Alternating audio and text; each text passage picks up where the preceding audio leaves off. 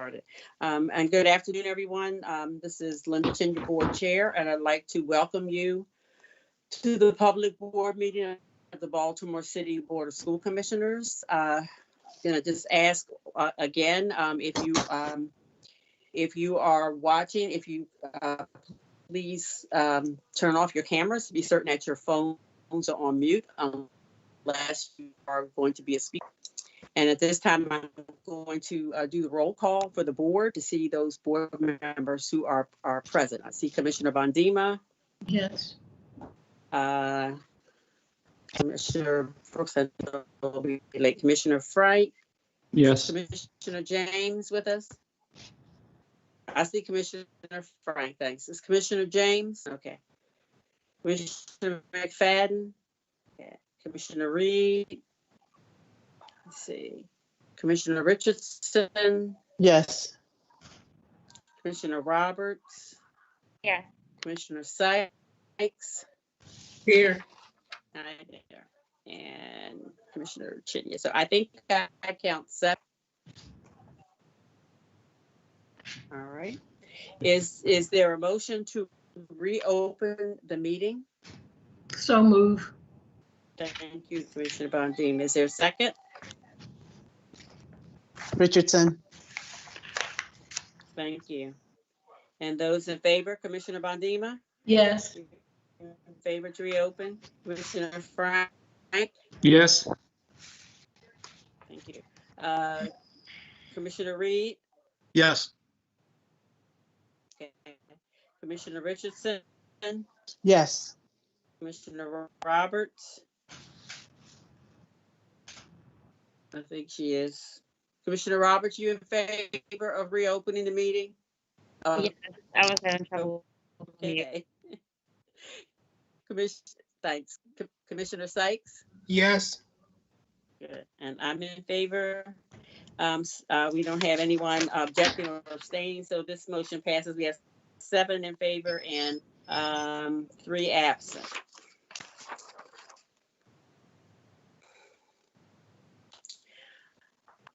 I'm going to start our meeting with one of the traditions that we have, although this is quite a sad one, but I'd like to recognize the passing of former City Schools employees and students. And tonight, we're sending our condolences and our thoughts and our prayers to these folks, their families and their friends. It's with deep regret that we inform you of the passing of Charles Chuck Altman on January the 24th. Mr. Altman received his undergraduate degree from Lehman College in New York and his master's degree from Loyola University in Baltimore.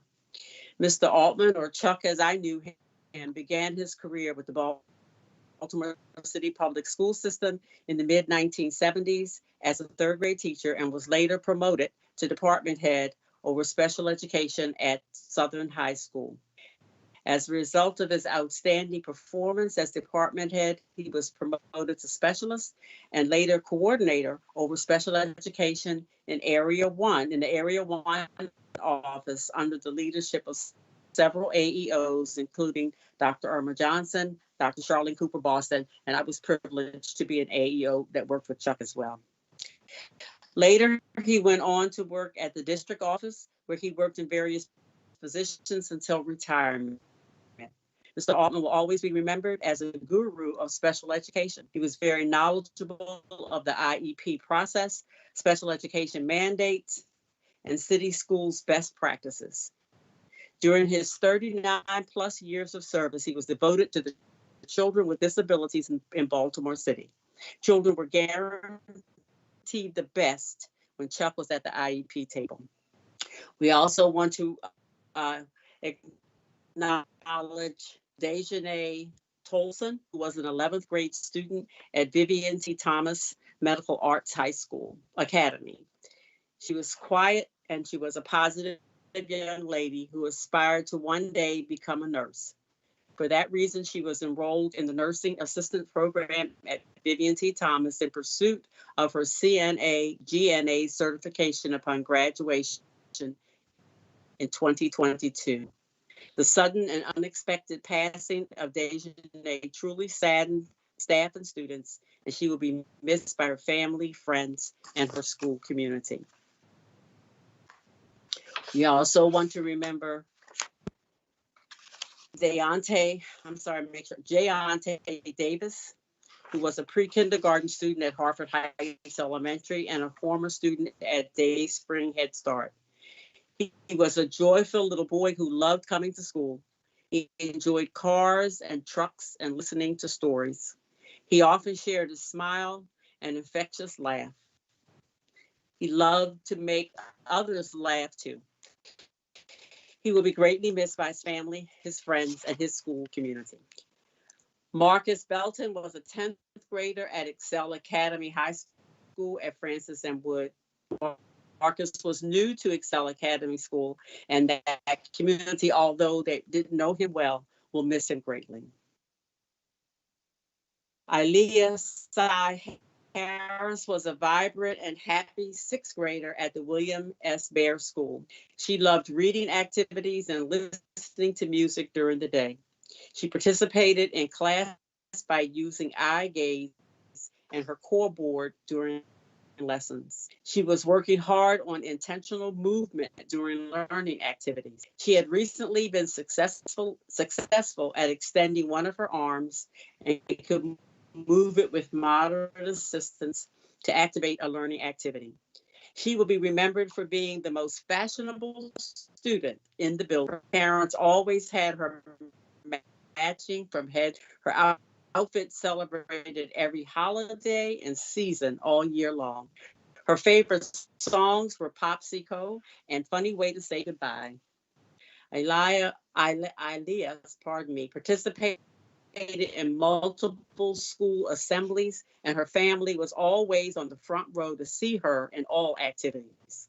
Although she had many needs, she captured the hearts of all who knew her. She rose above every procedure with an amazing spirit and was always anxious to return to learning at school. She was courageous and an inspiration to all at the Baer School. Would you please join me in remembering the staff member and the students from city schools for a moment of silence?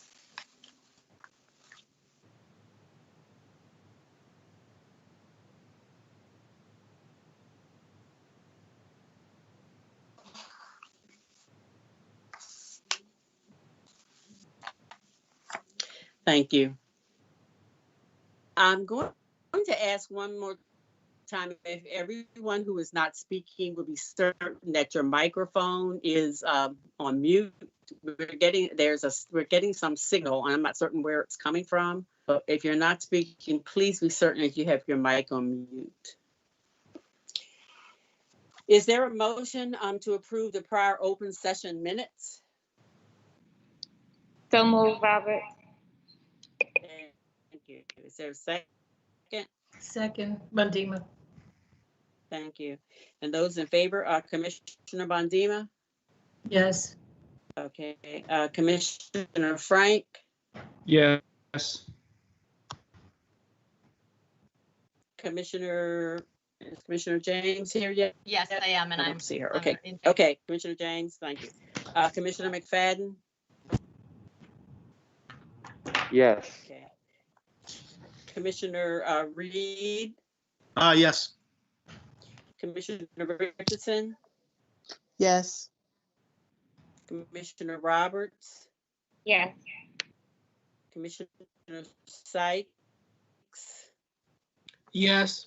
Okay, and I'm also in favor. We don't have anyone opposing or abstaining, so we have this motion passes. We have 9 in favor and 1 absent. Is there a motion to approve the closed session summaries? Yes, So- Frank. Thank you. Is there a second?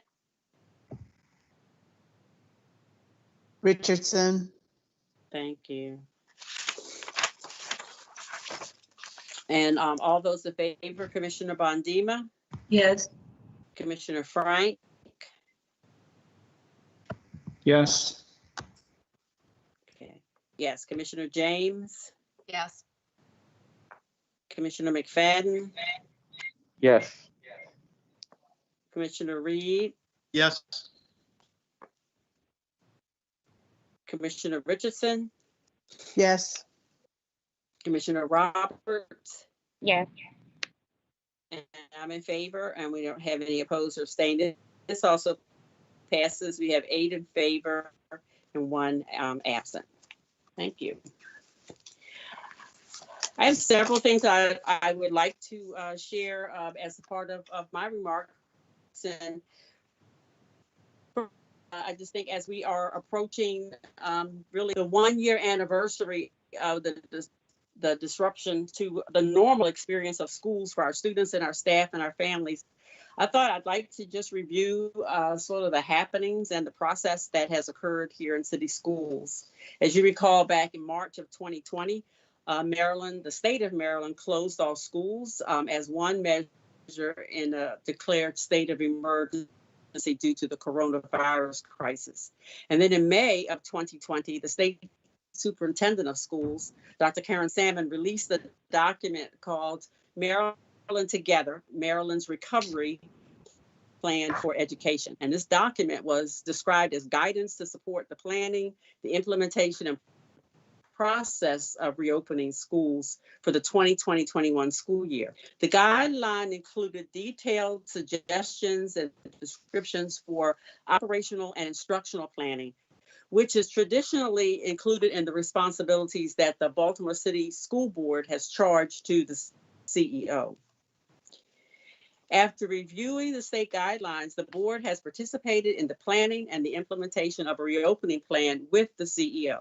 The plan is based on a strategic timeline to move from full virtual to in-person teaching and learning based on the priorities of student needs and operational readiness.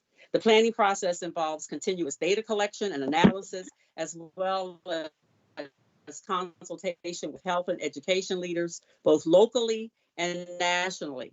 And I would like to note here that our CEO is considered one of the experts nationally, as noted in her recent appearances on both PBS and CNN and other national news media. The key principles for the plan include ensuring safety for students and staff, having appropriate resources for our schools, and providing parent choice. The board has approved a large investment in equipment, in mitigation, in resources, in testing. The comprehensive reopening plan outlined 3 possible phases for us: virtual, hybrid opportunities, and then hopefully back to normal. Since March, we have moved in a safe and gradual progression through the first 2 phases. In March, we established feeding sites at schools in partnership with Baltimore City and other partners.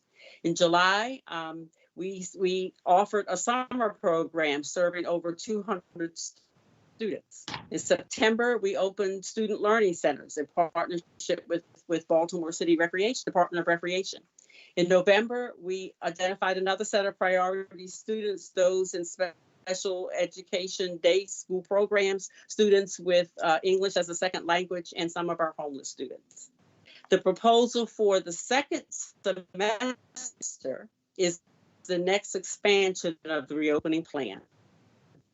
Each progression has been in consultation with the Health Advisory Committee, Baltimore City Health Department, principals, parents, union, staff, and students. We also initiated a comprehensive communication strategy to share the plans, to receive feedback, and to respond to special requests. And some of the actions within that plan have included weekly sessions with the Health Advisory Committee, with board leadership, with staff, with the BTU, the creation and posting of standard operating procedures, the updates at public school board meetings, both the committee meetings as well as the business meetings.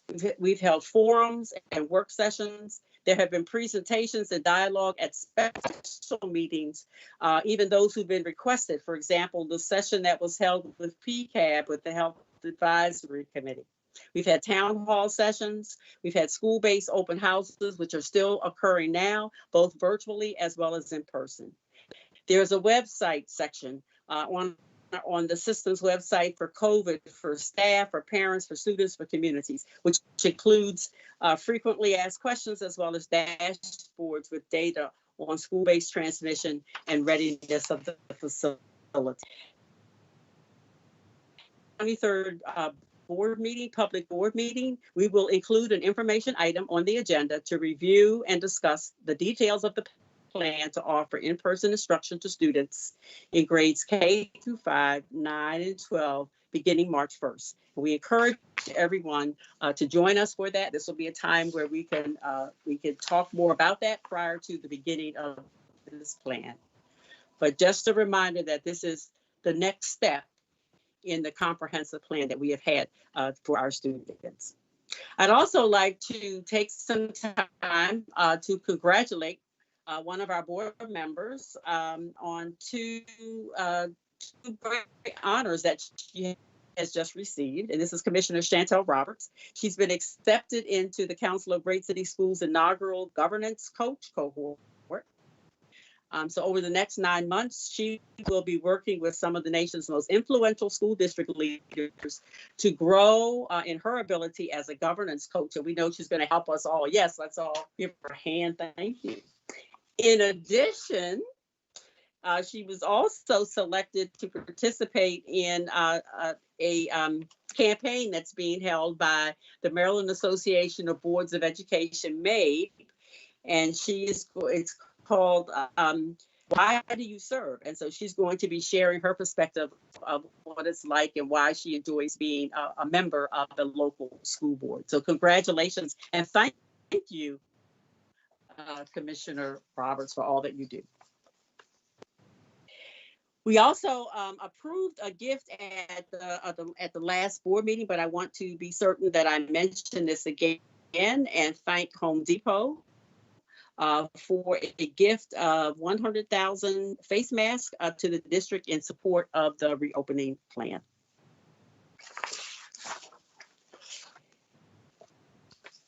So that concludes my comments, and now is there a motion to approve the quasi-judicial matters?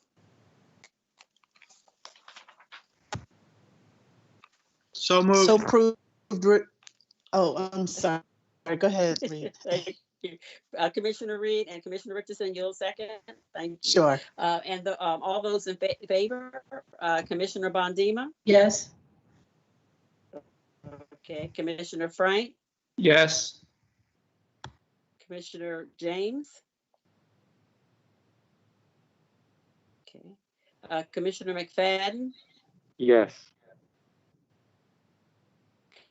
Commissioner Reed, Yes. Commissioner Richardson? Yes. Okay, Commissioner Roberts? Yes. Okay, and I'm in favor. Anyone opposed? Okay, anyone abstaining? All right, so this motion passes. We have 7 in favor, and I believe we have 2 absent. All right. So at this time, I'd like to turn over for remarks and from Dr. Chantel for CEO comments. Thank you, Chair Chenia. It is good to be here this evening. I would like to invite Chief Grant Skinner, who I see already, for this evening's PEP agenda. Good evening. Thank you, Dr. Santelises. Good evening, commissioners. We have one appointment announced this evening, and it is that Armsby Carbon, Special Assistant in the Office of the Chief Technology Officer, was reassigned to Interim Director of IT Technical Support Services, effective January 30th through June 30th, 2021. Thank you.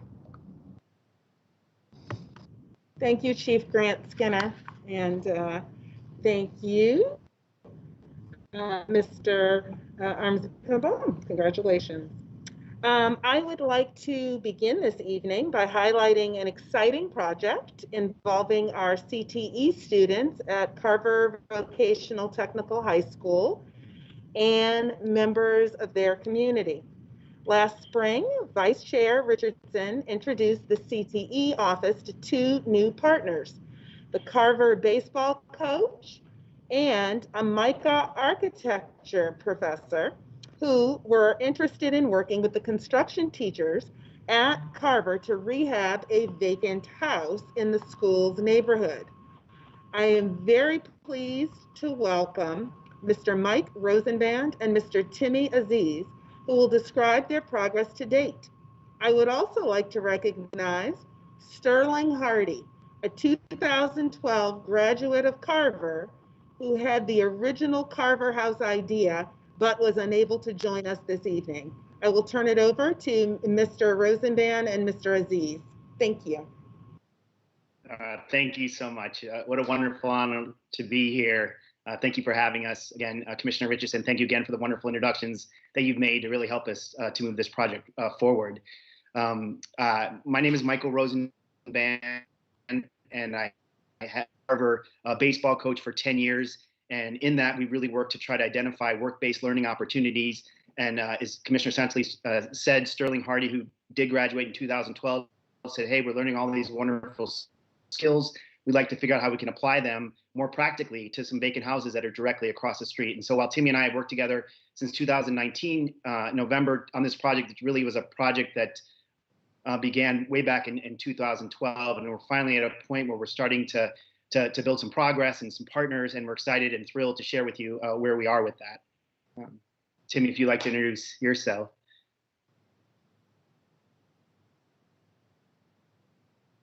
You're muted, Timmy, I think. Okay. Can you hear me? Yes. Okay.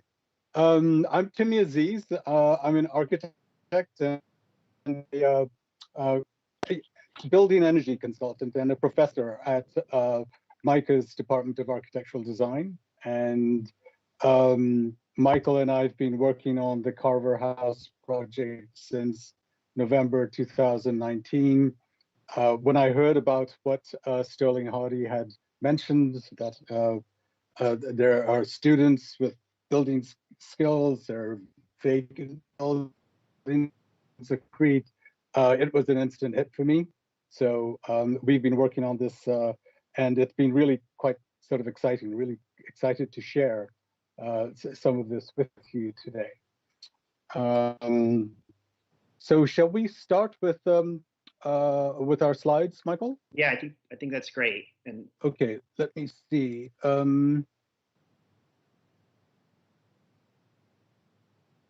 Are you able to see anything yet?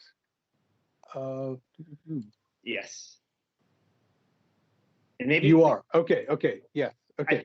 We have a 2-minute video that we submitted for a block beautification grant that engages the community, and it's focused more on block beautification, but it touches on the Carver House project. But I think it gives you a sense of how, the grounding of this particular project. So Timmy, if you don't mind to play it back. Okay. Here we go.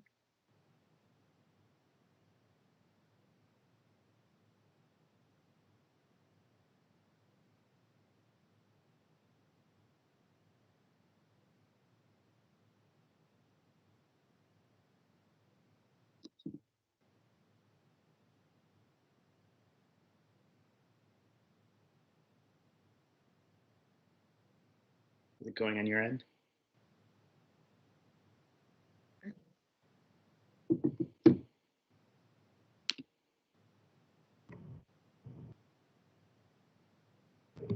I don't know if we can we hear it? I don't think I can even see. Not yet. Yeah. The screen is not, I don't see anything. Oh. It seems broken up and there's no volume. Okay. Oh, shall I pause it?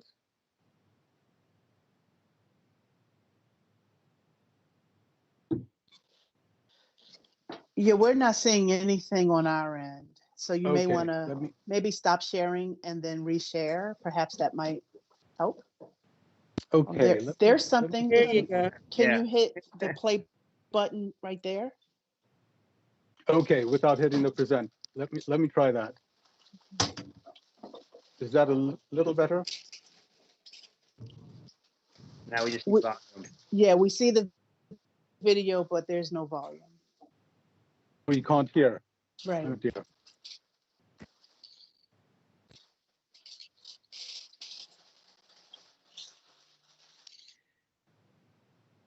So there are 15 homes that are across the street from Carver, and 5 are vacant. And we've identified one where we have site control that we're focused on in this particular project.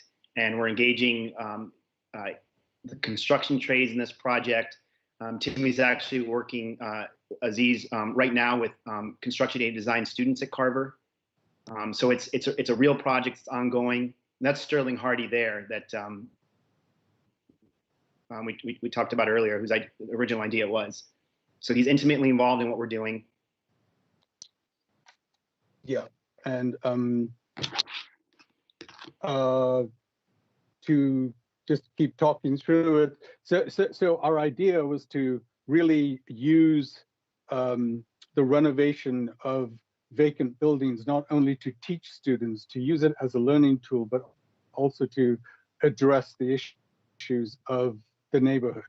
And in that way, we began to realize that Sterling's idea had really a lot of strengths. There would be a number of very powerful outcomes that were to be had, right, Michael?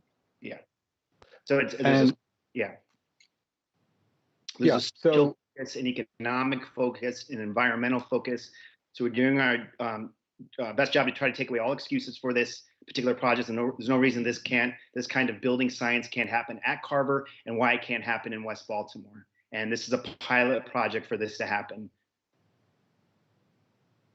Yeah, right. So what happens is that we began to realize that there's as Michael mentioned, the social, economic, and environmental aspect to this project. I'm very interested in teaching Carver students about energy efficient building techniques, because Baltimore is really very short of builders and tradesmen who know, and even designers who know about energy efficient buildings. And so we ended up with a project strategy that has like really 2 interlocking cycles. Are you able to see this? Is this coming across? Yeah. It's a blank, Timmy. Sorry? It's a blank canvas. You're not seeing anything? No. Okay. Can you see it now? Do you see it now? I can. Yes, we do. Yeah. Yeah. Yes. Okay. So we have a strategy, one of kind of developing, giving the Carver students a opportunity to work on a site, to get experience specifically in energy efficient architecture and building, and on the other hand, to renovate row homes, which in turn sort of renovates the neighborhood. And so these 2 things happen simultaneously and cyclically each year.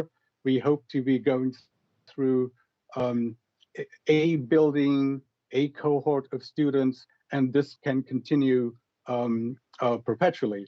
And the building that we saw earlier, which is at 2212 Pressman Street, is really our pilot project.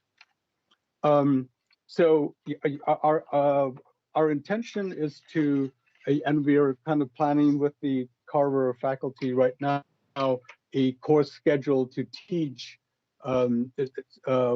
energy efficient, i.e. passive house buildings to the students. We would like to, pandemic forgiving, to have a mock-up based hands-on learning experience, and top it up and capstone it really with a field experience, kind of an internship at 2212. And that would give the students a kind of a jump start into job placement. Not only would they have had construction site experience, they would have had a very special construction site experience, that is of energy efficient building, which is something that, as I mentioned, is currently very weak in the city, but we know that our codes are getting, energy codes are getting tighter, and these people in this field will be in further and further demand. So our preliminary project schedule includes the taking the current seniors into kind of a training mode for the rest of the spring semester. We're prepared to do elective classes where not only the seniors, others can join too. And during the summer, when they break for summer and they have more time on their hands, they can actually do full-time internships with us. And as I mentioned, 2212 is our pilot project. If by any chance, for funding or other reasons, logistically, 2212 is not ready in time, we actually are positioned with another passive house building in Baltimore that is starting up to offer internships to the graduating students. So with that, Michael and I just have a few sort of updates. We are currently participating in Professor Davis's design and construction drawing classes. We are planning the classes for energy efficient buildings and finding a time slot for them. We're taking instructors as well as Southway builders to visit the row home this Thursday. And we are involved with ongoing prepping and outreach to community and other partners. Micah also has supported this project in several of our grant applications. I have also recently submitted a grant for a course release for next semester to make time for this project. We hope the synergy between anchor institutions will also develop over this project.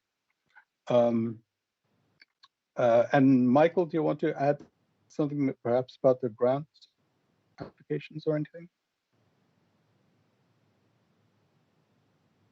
I think he was accidentally dropped, so. I think Okay. Yeah, Michael is traveling. I should find a way to stop the share because that was the last slide. I'm a little bit unfamiliar with the Microsoft Teams methodologies, but let's see if I can. Okay, so we're back to our normal cameras. So there we are. We have actually applied for many grants. We were finalists for an enterprise housing challenge this year. We have applied for the Bernie grants with the support of the neighborhood housing services. The video that you saw was for a United Way neighborhood grant that we're yet to hear about, and we're teaming up on a CDE grant application. So funding is, of course, a priority for us, as you can imagine.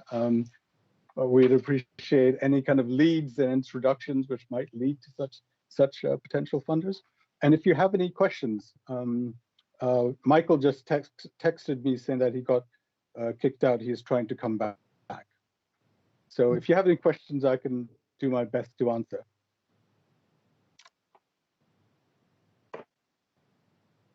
This is Bandima. Is it okay if I speak? Yes, Commissioner, please.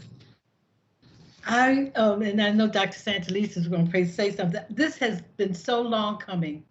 This is absolutely, if you don't understand, I don't know who would not recognize this. I am so excited about your presentation. As a person who taught environmental science, everything that's involved in that project is exactly what we need for our kids. Because one of the biggest issues is that when our students go out for jobs or positions, the first thing that contractors say, try to find out what do you know and what are you going to offer to the position. And what you have done is you are giving the students experiences, and and you're preventing. It's not costing the owner or the contractor or the company money. You're coming on a job training, and not all of our kids will go to college. And the beauty of it is that they can leave Carver or any other school and get a job when they finish. And the beauty of what you're doing, you have packaged in the academics, you've packaged in environmental issues, you've packaged in grants. Because I've said all the time, there's plenty of money out there, okay? And what you're doing is developing programs that companies, federal organizations, the EPA, all of those organizations, this is what they want to see. And more power to you. I think Baltimore City is the right place to be. And I think that I really appreciate your presentation because you hit everything on the spot. I thank you for what you're doing. And I hope that you share this across Baltimore City Public Schools so we can be the leader and you can lead the way. Thank you so much. Oh, you're welcome. Thank you so much for putting it so elegantly. We have met with faculty from other vocational technical high schools like Morgenthaler and Edmondson and a few others. We've talked to the Prince George's County's FACTS program faculty. It's very exciting. It's very exciting. And Baltimore is exactly the right place to do this. Right place to be. Yeah, 2 years ago, I started a series of courses at MICO, which explored the sustainable reuse of vacant buildings. And many of those learnings I'm able to bring to this project. Thank you so much. You're welcome. Any other questions? Commissioner Frank? I do not have a question, but thank you for what you're doing. Thank you. You're welcome. And Commissioner Richardson? I too just wanted to thank this group. I want to also thank Dr. Pfeiffer. So just in my day job, I was in a meeting with these guys. I was struck by their intentionality and how holistic they were thinking about the project. And so in connecting them with city schools, I have to say Dr. Pfeiffer jumped right on it. And she and her team made this happen. And so I want to also thank her for kind of really seeing and connecting the dots and seeing that there was some there, right? And so and have been able to push this forward. So kudos to everyone involved in this. Yes, we actually I just want to second everything Commissioner Richardson just said. We went completely off script because of the presentation issues, but we were going to open with thanks to the CTE division of Baltimore City Public Schools and the support that we've had, the absolutely constant support for this project. It's been a real inspiration. Well, I just want to thank both of you for your work in really helping to make the kind of connection that you've heard Commissioner Bondima describe, Commissioner Richardson describe. I want a big thank you to Commissioner Richardson for just being proactive in this, as well as our CTE team, our College and Career Ready team, Dr. Pfeiffer for picking it up, but really Mr. Rosenbaum and Mr. Aziz, and really Sterling Hardy for really lifting this up as the kind of opportunity that, as Commissioner Bondima said, we really need to be seeing across our city. So we're hoping that this is one of the sparks that gets that going across the city. Thank you so much for being here. You're welcome. And I'll circulate links for the videos so you can watch it. Thank you so much for having it. Cheers. Please do. Thank you. And I do want to just remind also the public that the timing of this is good because our career readiness plan will be presented at our March 9th board meeting. And we really invite our community and employers to partner with us in these efforts to really expand the real life learning opportunities for all of our young people. Last week, we announced a 2-week delay in our launch of the next phase of expanded in-person learning until the first 2 weeks in March. We made this decision in response to school leaders, teachers, and other school-based staff who noted that the shift to in-person teaching and learning really did require additional time to implement successfully. This delay, this extra time will provide time also for families and staff to understand and prepare for this experience fully. Tonight, I also want to share information about the plan that we're developing to offer regular COVID testing for all staff and students on site for in-person learning at schools. As we all know, regular testing is acknowledged by many experts as an effective measure to mitigate the spread of COVID. We've begun productive conversations with union representatives about our shared interest in an asymptomatic testing plan, such as this for staff and students at all levels.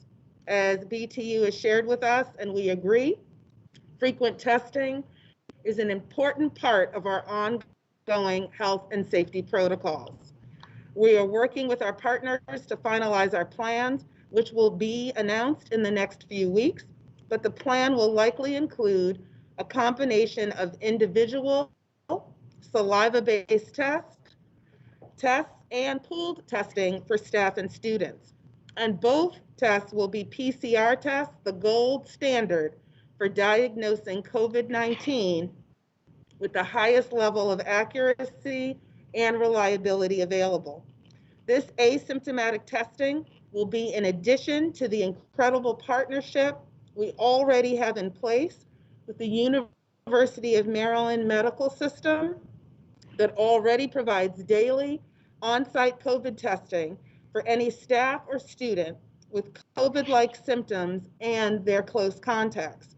We are currently piloting pool testing at 2 elementary schools starting this week. Pool testing is when a self-administered nasal swab is collected in a single vial from a group of up to 25 students and staff. The test is conducted, and this pool will indicate if anyone in the pool has COVID. We're very excited about these additional protections to the health and safety of our students and staff. The full plan will be rolled out within the next few weeks, with the regular COVID testing set to begin in schools in March. Also in early March, we will be providing additional temporary staff to schools to support the testing program and other health and safety measures at schools. We are also continuing to make significant progress in our vaccination efforts. As of yesterday, our partnerships with Johns Hopkins and the University of Maryland Medical System have resulted in about 5,000 staff members receiving invitations to be vaccinated, of which an estimated 2,200 staff have received vaccinations or have pending appointments scheduled. We also know that staff members have received vaccinations through other sources, such as Baltimore City Health Department, the Baltimore Convention Center, and pharmacies. Today, we are inviting approximately 1,100 more staff to participate. In summary, that means all staff currently working in person, as well as those starting in person on March 1st and on March 15th, will have received invitations to be vaccinated. I am sincerely grateful to our partners and to our staff who have worked feverishly to accomplish this huge task. As I have said before, everything we do around reopening our buildings for in-person learning is an exercise in building trust with our staff and with our families. Each school will host an open house for families to provide them firsthand experience with our safety procedures and guidelines. Schools are also encouraged to demonstrate what a typical school day will entail for students through day in the life presentations. We will also host various information sessions with health experts so families can clearly understand what in-person learning means for them and their students, starting with our first event tomorrow at 5:30 p.m. on Facebook and Twitter. We are also providing health education opportunities for staff with experts from our community partners, such as Johns Hopkins and the University of Maryland Medical System. We had our first event last week for L44 and Cub members, which includes custodians, food service workers, and others. And we will host similar opportunities for principals, teachers, and other staff in small groups in the coming weeks. In conclusion, we are sparing no effort to fulfill our pledge to offer safe in-person learning opportunities for every student and family who needs our support.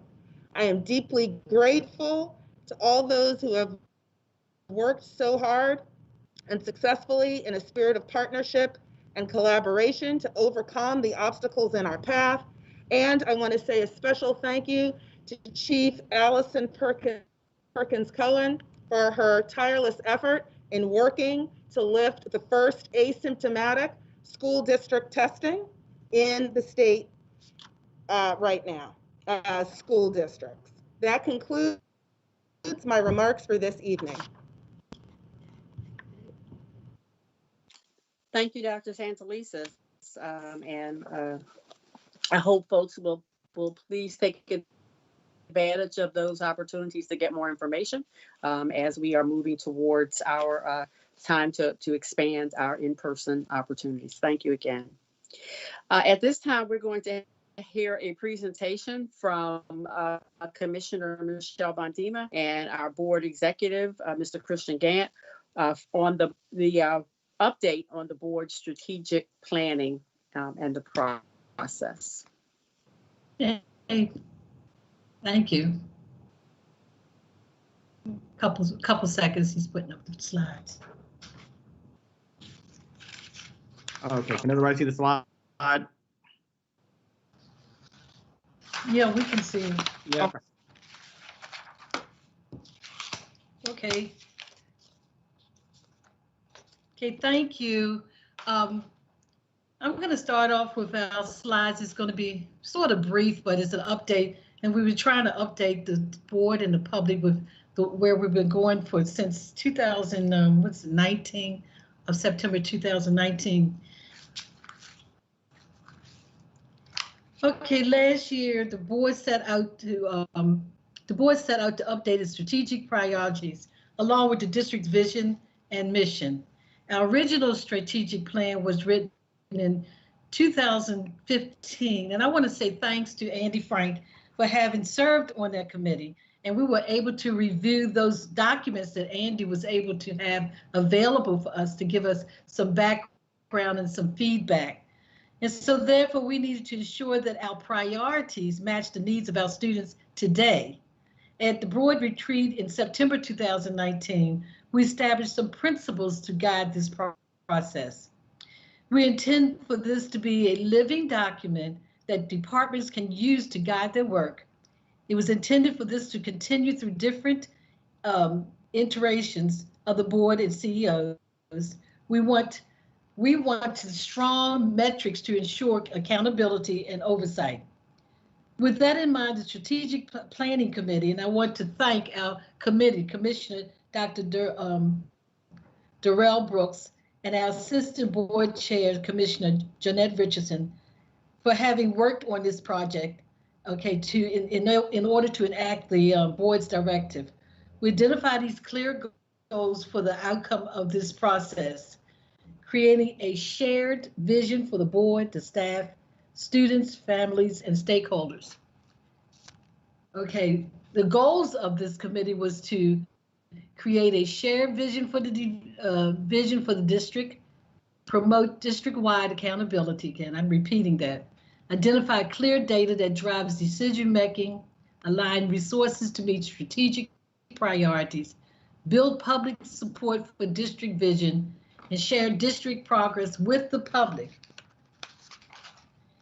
In keeping with the district's accountability for monitoring the progress towards our goals, using data, even when negative, to drive our decision-making, properly aligning resources to meet our goals, building public support to engage stakeholders and alert them to needed changes, attract resources to the district, and finally, sharing our progress with the public by creating public-facing dashboard to monitor our progress. Again, I want to acknowledge the hard work of each of the commissioners who worked on the committee, and I would like to include our executive board director, Christian Gant. He was very active in assisting us in this project. And I also want to thank the consultants that supported the work so far. That's the MWPR Associates and Sage Wellness. I want to thank our community partners, our families, students, teachers, and staff that provided some wonderful feedback on our proposals. It was invaluable in letting us know if we were on the right track. Originally, I wanted to say that we were expecting to collect 2,000 to 3,000 surveys. And then what happened? The pandemic stepped in. We had to scale back our original plans due to the pandemic. Over the summer and fall, we released a survey that received we were happy to say that we received over 500 unique responses. The district accompanied the survey with a promotional campaign, including social media, promotion on the website, and inclusion in our various listservs.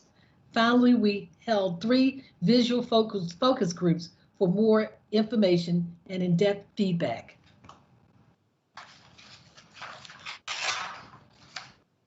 You want to take over, Christian?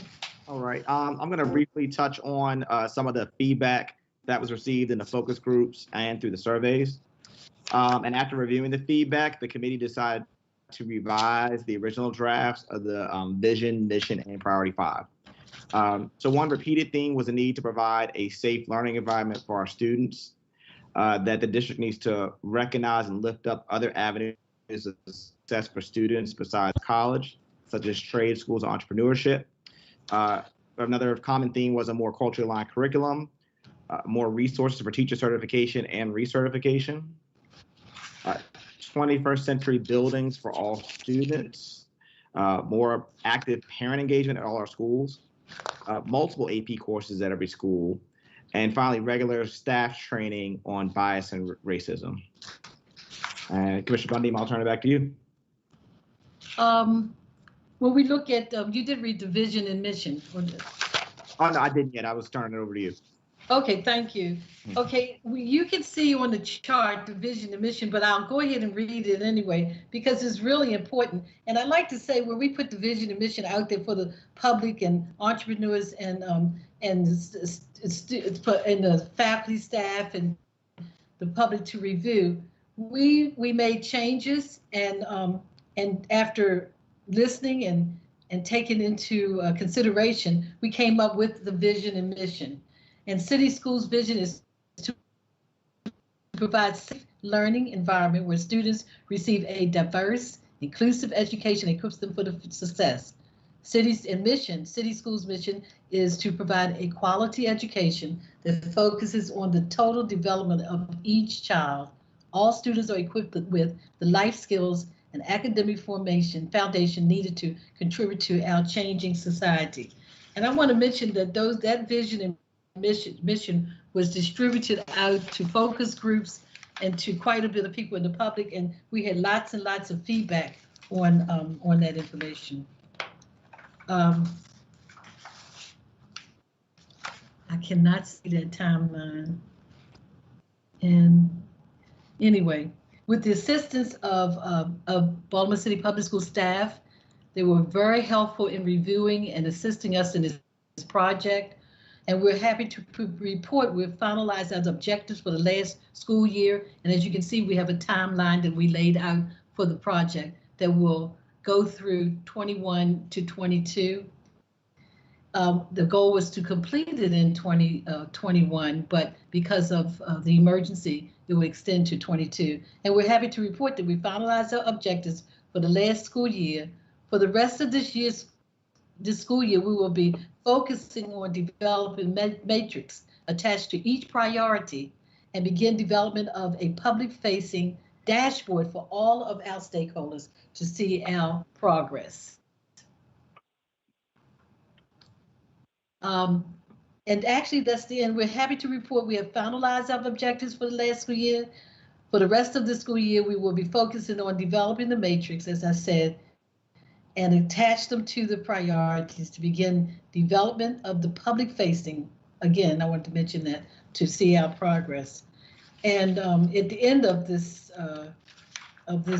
presentation, I just want to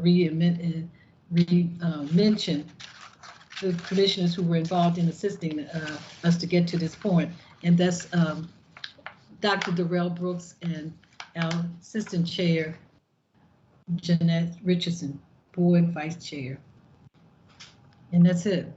If I can just add, Commissioner Bondima, just that the proposed priorities are located in the appendix, so you can view that on board docs, and we'll also be adding a section to the board website about the strategic planning process. The next steps are the board will vote on the proposals at our next public board meeting on February 23rd. And finally, we continue to gather public feedback during this process. So if you're interested in participating, please reach out to the board office. I also want to mention, and I see Commissioner Reed in the hand up. I also want to mention to you that we took into consideration comments made from the public, from our focus group, from our stakeholders, and we reviewed all of them, and we made a few changes because we wanted to make sure that everyone was a participant in it. And our staff will continue to be a part of assisting us to get to where we need to finalize this project. Commissioner Reed, you had a question? You're muted. Can't hear you. That helps. Thank you. Mm-hmm. My first two questions are in terms of clarity. Okay, the document's based on community engagement, I'm assuming. Are we going from community engagement to back to committee where you work with a consultant, you come up with an end product? That's my first question. And my second question, this has a mission, this has goals, this has a vision, but the district also has mission, goals, and vision. Is there some way they dovetail or they coexist, or are these two parallel tracks? And my third one is going back to the strategy, the mission, and the vision page. So, but I guess those first two questions, I guess one is in terms of the timeline, community, committee, then with the consultant come up with an end product. And I guess my other one is how this dovetails with what districts is doing in terms of their vision, mission, and goals. Well, you can start. I'll jump in there. Okay. Yeah. Commissioner Reed, were you asking about the process moving forward? Well, this read like community engagement. There was the survey that went out to the district, right, as well as focus groups. So I guess my question is, what's next? Because this doesn't appear to be the final product. Right. Oh, no. As far as, go ahead, Commissioner Bondima. Oh, I would say so we'll definitely continue to include community engagement in this process, including with the metrics creation, so that'll be very important. So the community engagement is not ending at all in this section. So there'll definitely be community engagement at every step along the way until this is finalized. And also, until this is finalized, this is a living document. And the beauty of the document is when we started the committee, we started in 2019, and we opened the door to, with the focus group, the public, and with the assistance of our contractors, our consultants who assist us with it. In addition to that, we reviewed some of the documents from Andy sent, and Commissioner Frank had documents from 2015, and we reviewed that, and we include the staff, and right now it's not complete. Okay. But it will be complete because due to the fact that we had this pandemic, we had to slow things down, of course, but we have been including the board. We send documents out to the board for comments and to receive, participation in it. So right now we're going to say, in reference to what you just said, it will probably take until 2022 to complete the document. We would have finished that by now, but because of what's going on in the as far as the pandemic, we were not able to move as fast as we would like to have. Okay, and lastly, paragraph 2, line 2 of your mission. Isn't that really your vision?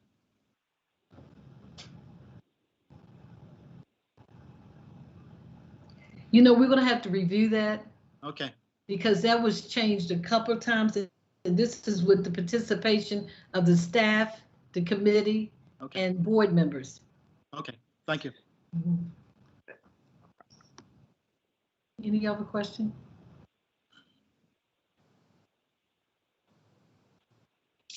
But I would like to say, if there are any other questions or any faculty, I always say faculty, any board members or anyone in the public would like to, because we do have it online, would like to make some comments, more comments are welcome.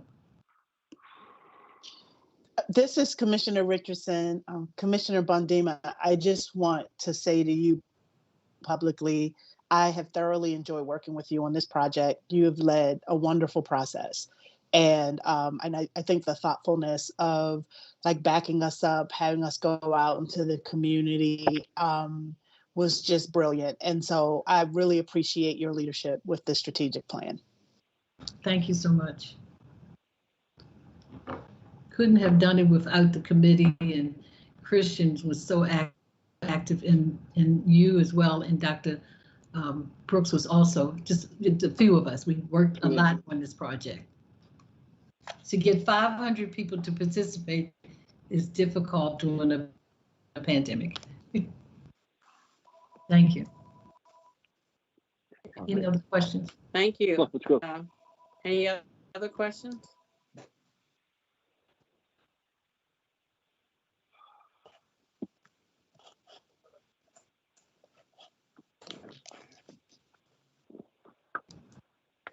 I don't think so. I think that was somebody in the audience, but I didn't hear any other questions. Even that took a little while. Okay. Yeah, I think someone, please mute your devices and phones if you are not one of the presenters right now. Thank you very much. Thank you, Dr. Bondima and Mr. Gann, and thank you to the team, the committee that has been working on the strategic plan. This is important, as you know. This is really sharing what the vision is of the board in terms of where the system is going. And then as we go from year to year, as we hear when Dr. Santelises is presenting and sharing in terms of what a particular priority might be, that might be based on a current need, but it's within the scope of our full strategic plan of what we would like to see happen for as the city schools and the direction that city schools needs to go in. And so please, one of the promises in this process was that we would have regular updates.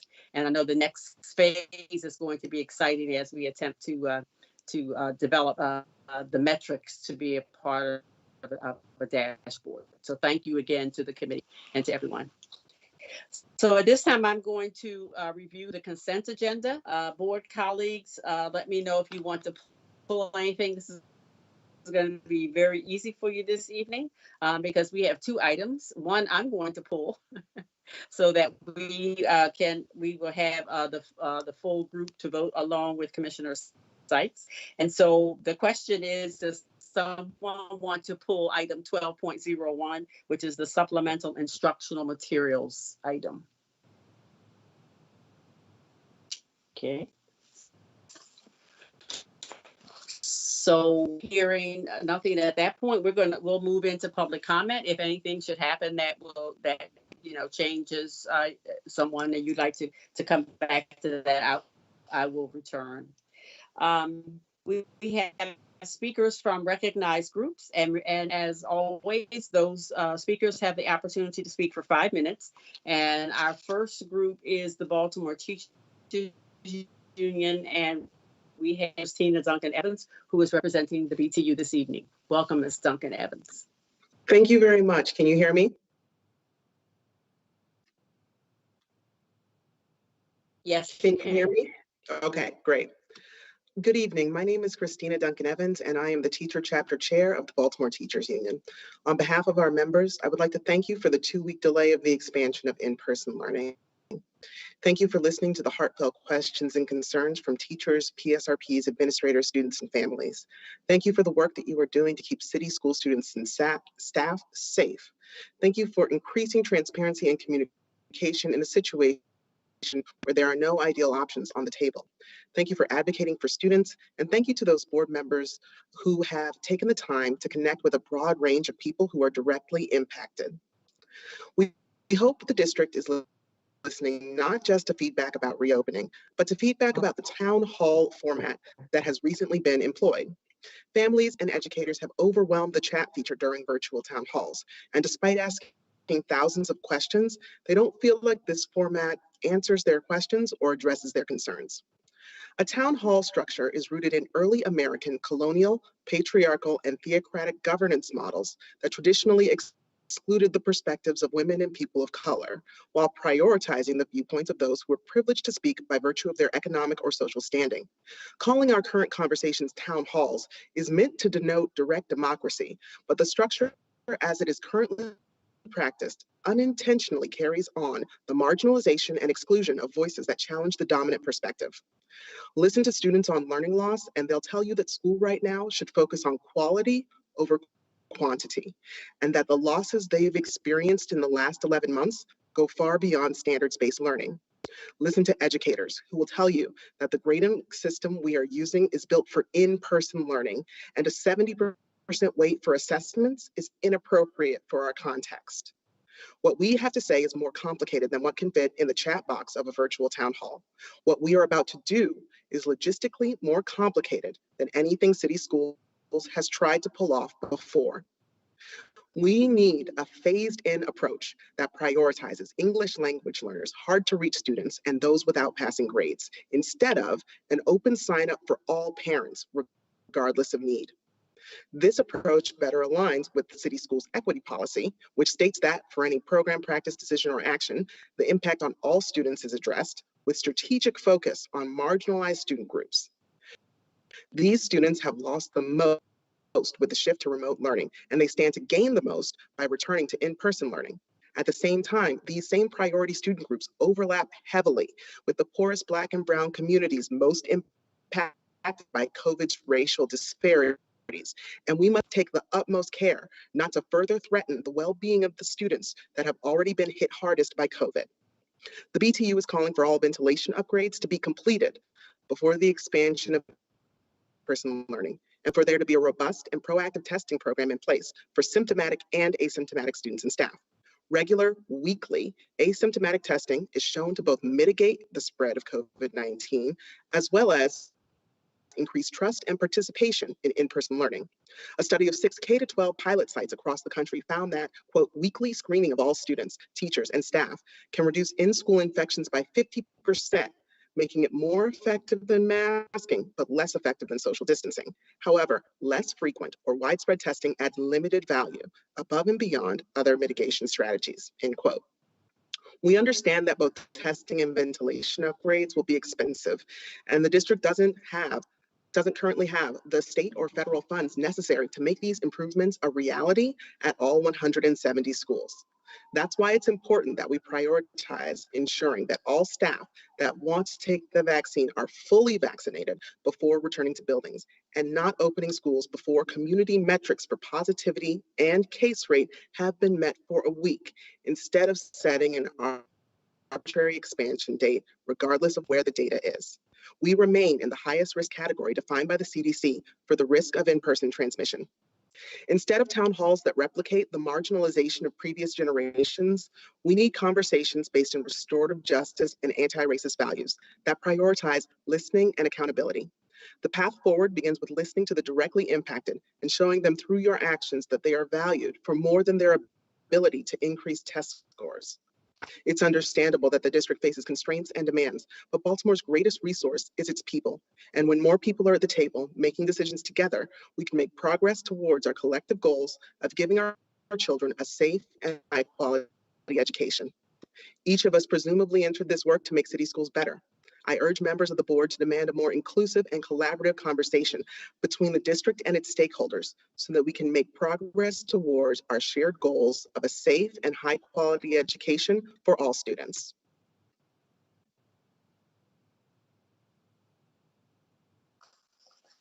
Thank you, Ms. Duncan Evans. Now we have Ms. Jessica Fauntleroy, who is representing the Parent Community Advisory Board.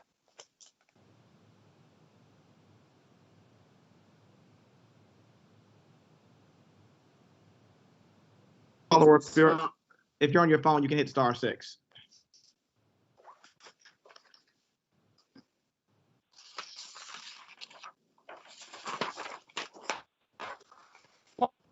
Can you guys hear me?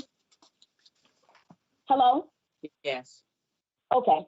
Good evening, everyone. Thank you for taking the time to listen to my testimony on behalf of the PCAB. My name is Jessica Fauntleroy, and I am a mom of 3 city school students and a member of the Parent and Community Advisory Board. It was almost 1 year ago when the COVID-19 pandemic completely changed life as we know it. This pandemic has changed how we as a society, how we live, how we socialize, how we work, and how we educate our children. Unfortunately, this pandemic is still not over. We must be innovative and thoughtful about how we choose to move forward with creating a safe and equitable, high-quality educational experience for children. There will be no return to normal. In a post-COVID-19 world, it is our responsibility to create a new normal, a safe and effective new normal. It has been and will continue to be a long road to recovery. Last week, PCAB publicly expressed our opposition to city schools' current plans to expand in-person learning. Improved communication, authentic engagement and collaboration, and intentional transparency are our 3 asks related to improving this plan to make it safe for staff, educators, and students, and to make it equitable to students across the district, regardless of zip code and socioeconomic status. We ask for improved communication because we are frustrated that we have still not received answers regarding the defined metrics for opening and closing school buildings. We have learned that the district has a health advisory group, but has declined to make that group available to the public, even as it has abandoned earlier positivity and case rate metrics for opening and closing schools. At present, we have 0 public metrics to help parents and the community understand when schools will close and for how long following a positive test, school outbreak, or rising community transmission. Last week, the district introduced a ventilation dashboard to share information with families on updates on schools' ventilation systems. However, it was quickly taken down and has not yet been re-released. How can parents make an informed decision about sending their child into school buildings without these important pieces of information being communicated broadly to parents across the district in various languages? We ask for improved communication and intentional transparency regarding the reasons for expanding in-person learning while the pandemic still rages. BCPSS mentions grade failures, students' inability to access internet, and not attending virtual classes, and learning loss in all grade bands as the issues driving reopening. Before the COVID pandemic, there have been challenges regarding inequality and the quality of instruction and education that cities, school students have received. PCAB would like to know, what is driving reentry? Is the district making decisions based on health data or academic data? If the latter, how does the district intend to ensure that student slots, in-person slots, are filled first by students who are failing, in danger of failing, or who have been chronically absent? How does the district plan to reach families that have been unreachable for most of this pandemic regarding expanded in-person learning opportunities? We read reports from other cities where a first-come, first-served approach has led to the overrepresentation of white and higher income families, and want to know how the district intends to prevent that from happening here in Baltimore. When it comes to students who remain on virtual learning, what interventions will we put in place to assist those students with additional resources and services to improve failure rates? Lastly, we ask the district for authentic engagement and collaboration with PCAB and other community partners in their plans to continue to expand in-person learning. This includes town hall meetings. We can directly address district leadership, and there's two-way communication. PCAB will be hosting an open listening session for families and community members to express their feelings or ask questions regarding in-person learning next Thursday, February 18th at 6:30 p.m. Follow PCAB on Facebook, Instagram, and Twitter for more details on this forum. Thank you for your time.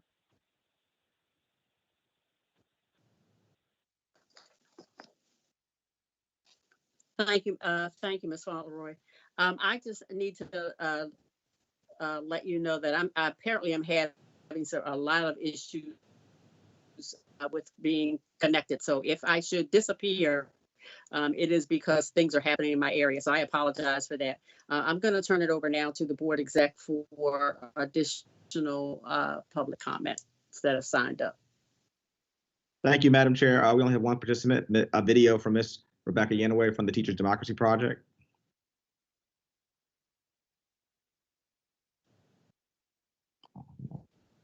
Goes away. My name is Rebecca Yanaway from Teachers Democracy Project.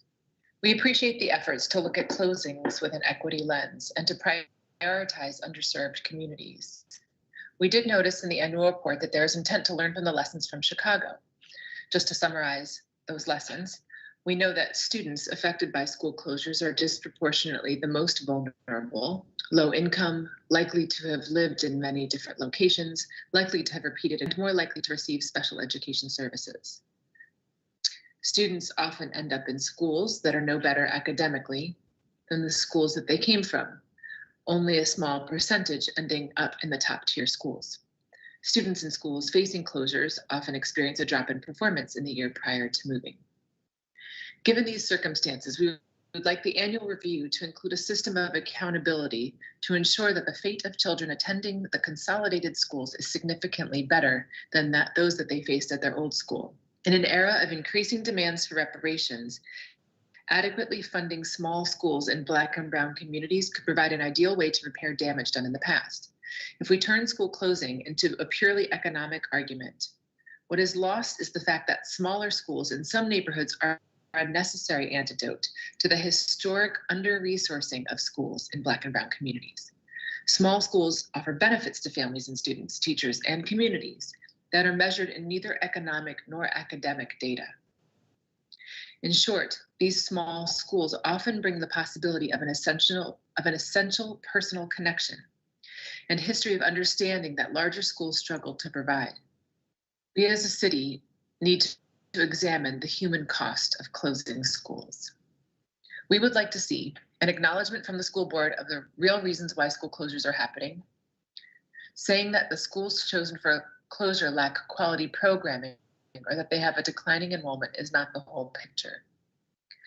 When there is truly no alternative but to close a school, there has to be an effective follow-up process and a system of accountability to determine whether children are landing in a better situation and are not harmed. Currently, there is no systematic way of making sure that this is the case. Communities where children are closed deserve an honest and open assessment of the impact on their children. We expect that the district will track the kids in these closing schools for 3 to 4 years and consider both the good and the harm that results. Do they get better access to better services? Are parents still able to be actively involved in school decisions?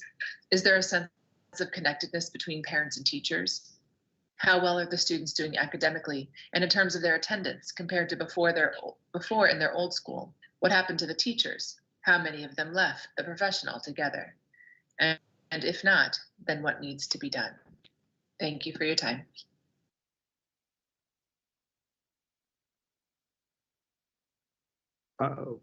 Okay, it's Commissioner Chinya. Okay, there you are.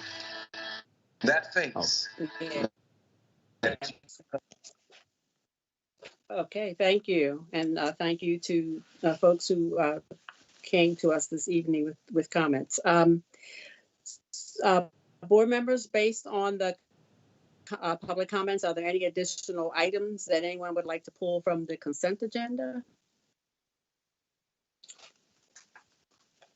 If not, is there a motion to approve item 8.01? So moved, Madam Chair. Thank you, Commissioner McFadden. Is there a second? Second, Roberts. Commissioner Roberts, okay. And all those in favor, Commissioner Bondima? Yes. Commissioner Brooks? Yes. Commissioner Frank? Yes. Commissioner James? Yes. Commissioner McFadden?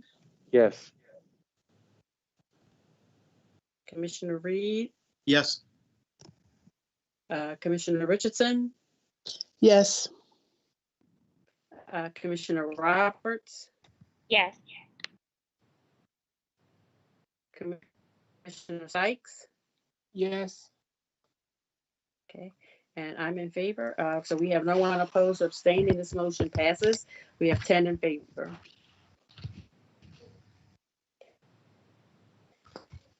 Is there a motion to approve the remaining consent agenda? That's item 12.01. So move, Frank.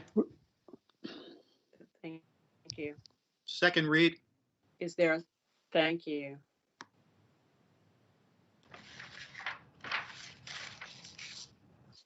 And those in favor, Commissioner Bondima? Yes. Okay, Brooks? Yes. Okay, Frank? Yes. James? Yes. McFadden? Yes.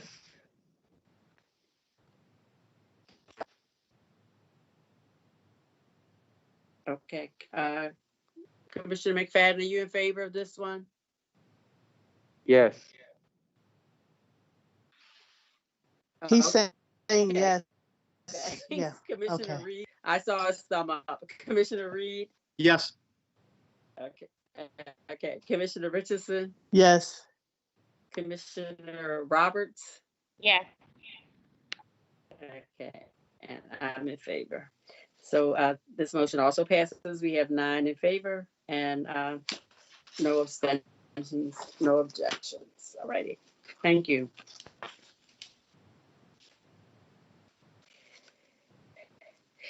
We will now, I'm going to like to turn it over to Dr. Tracy Durant for an update on the work of the Office of Equity as information and discussion item for this evening.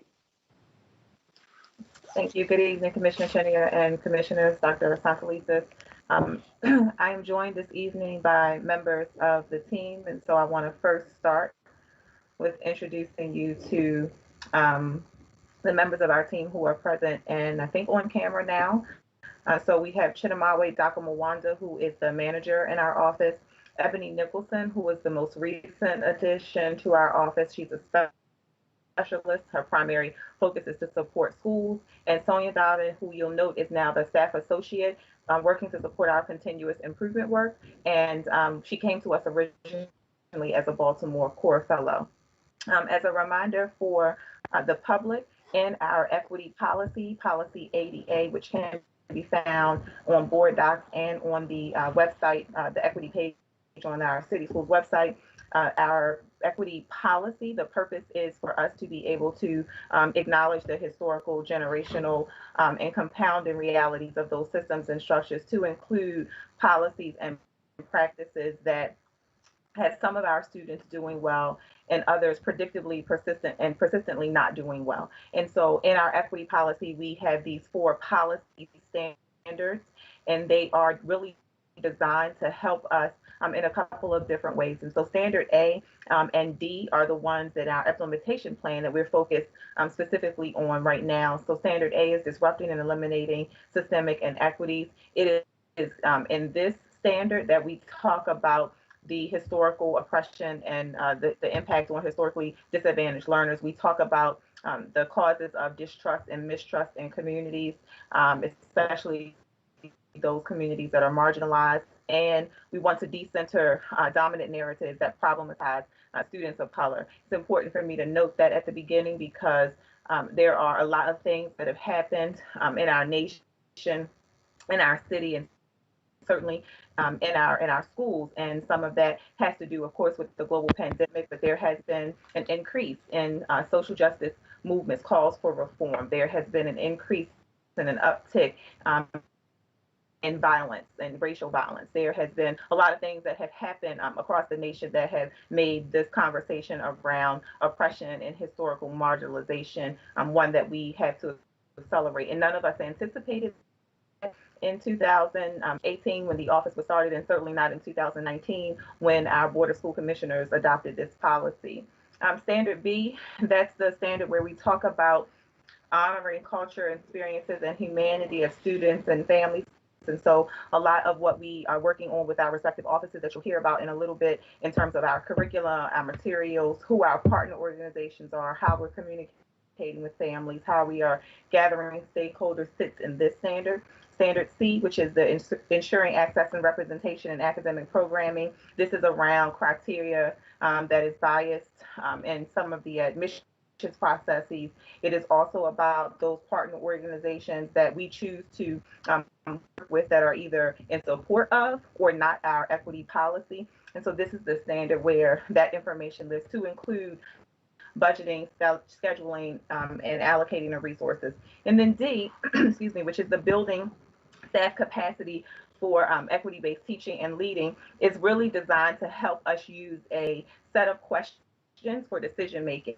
It is really designed to help us to look at the disaggregated data, for us to look at the causes of inequity and the solutions to remedy them. It is where recruiting, hiring, and developing diverse talent lives, and again, communicating data to our stakeholders. And so these are the standards with which we are leading our work currently. I want to also remind individuals, as part of our implementation plan, the three main areas I would say that we're focused on are around this idea of having the equity success be dependent upon the educator's personal connection. So who am I, and then who am I in the role that I have, whether it is as a teacher, if it's as a chief, if it's at a food and nutrition worker, someone who is a bus driver. It is, what is my personal connection to this work that we are doing? And then it is the institution's embrace of systemic change and progress. And that is a critical one, because what it requires is for us to literally shift the entire culture of an organization so that we will be able to respond in a more asset-based and a more proactive way in terms of remedying the achievement outcomes for our students. And then it comes down to the professional practices that teachers and administrators implement every single day. So I want to start. This is a midpoint update. We are scheduled to do a more formal update in June. And so I just want to also let commissioners and the public know that you will see us again in a couple of months with a similar presentation and some more connections to our implementation plan and the policy standards themselves when we come back in June. So this is just to give you an update about the kinds of things that the team is working on right now. I'm going to also note that in 2018, we were a team of one, and so now there are 4 of us, which has certainly allowed us to increase our bandwidth and support of some of the things that are happening across the organization. And so you'll see a number of those things on the slide. I won't highlight every single one of them, but I do want to call forward a few because they are things that I think specifically the commissioners have expressed desire to know more about. And so in terms of the LGBTQ cross-functional team, you did hear a little bit about this when Chief Sivan gave an update recently. When I first came to the district and we first had the policy adopted, one of the things that was going on was work around policy JBB, which is another policy that the commissioners approved to make sure that we are creating, inclusive spaces for our students who are part of the LGBTQ community. And one of the things that I will remind you is that my intent at that moment was to make sure that we decouple JBB, which in many cases is a compliance and it's a compliance process. And in addition, it is one of those things that is really about what happens after there has been a breach, after something has happened. And so we wanted to decouple that and really have a support model that was around being more responsive, being more proactive, being more asset-based in terms of our support. And so that team is working, and we are also getting ready to introduce to them the guiding questions for the application of an equity lens that will help us with our discussions and our deliberations. The other thing I would want to lift up is the work that we're doing around the policy review team. Again, we're using those guiding questions for the application of an equity lens that have been approved by our cabinet. And these questions are about how we take some time before policies come to policy committee, before they come to the board for approval, making sure that as we are writing new policies or as we are revising new policies, they too are steeped in this alignment to our equity policy. So I'll highlight those 2 things. And again, when we come back in June, we can talk more specifically about some of the actions that we've taken. In year 1, this is a slide that you all have seen before. This is the Introduction to Racial Equity seminar. This is a 2-day seminar that was designed for city schools so that we could talk about the historical context of race in this country, race in Baltimore, the impact on city schools over time, and then it's an introduction to racial consciousness. This seminar is a prerequisite for the other kinds of professional learning opportunities we will have in district. And so we asked chiefs to identify priority attendees, which they did last year, and we had them do it again this year. And then at the school level, each school has been asked to have the principal may designate a second person, and then an equity fellow who is a classroom teacher to engage in the intro seminar, which prepares them for creating the school equity action team, which I will talk about in a moment. So this is data from last year, and we want to share with you where we are right now. It is important to note that the implementation plan, as many of our plans across the district, predates the global pandemic. And so when the global pandemic happened, we took a pause on offering the intro seminar. We spent time over the summer modifying that seminar so that it is now the equivalent of 1 full day. So it's an afternoon on a Tuesday, which was today, and a morning on Wednesday. And so now we are able to still have people engaging in the Introduction to Racial Equity seminar so that we're not slowing down the implementation plan that we currently have. It is being conducted virtually, and we are offering, for example, in February, we're offering 3 of those sessions, 3 weeks in a row, so that we can move through critical mass of the individuals who've been selected to participate this year. So you'll see on the slide the people who, and this is dated a little bit, a couple weeks ago because the presentation had to be submitted, and we had 2 seminars after that. So we had, you'll see the numbers of individuals who have attended already, the ones who are registered for the sessions we have remaining, and then those remaining staff, and this is across the organization, so this is schools and central office who still need to participate in the training. In terms of our school equity action teams, again, these 3 individuals, principal, designee, and equity fellow, are that core team that will then help to create the school equity action teams on site. Ebony's role, who you met a few moments ago, I said her role was primarily to support schools, so her role is primarily to support school equity action teams. And so you'll see these numbers in terms of who's attended, who's registered, and who's remaining. One of the things that I want to note, particularly for the board and our commissioners, is the change that had to happen as a result of all of the different moves and shifts. One of the things that we did not fully anticipate were the number of moves that would happen at the end of the year. And so there are some schools where the equity fellow, for example, the classroom teacher, participated at one school last year and now is in a different school, which means that school has to identify a new equity fellow. There are situations where the principal has decided to change who has been designated as the equity fellow. There are situations where people have been promoted or moved to different positions, and so that has changed who is eligible to participate as an equity fellow. And so we've had to almost reset all of the equity fellows for this year. Again, it's not something we anticipated, but we have made the adjustment, and that's why we've added so many additional sessions so that we can get those individuals through the intro seminar.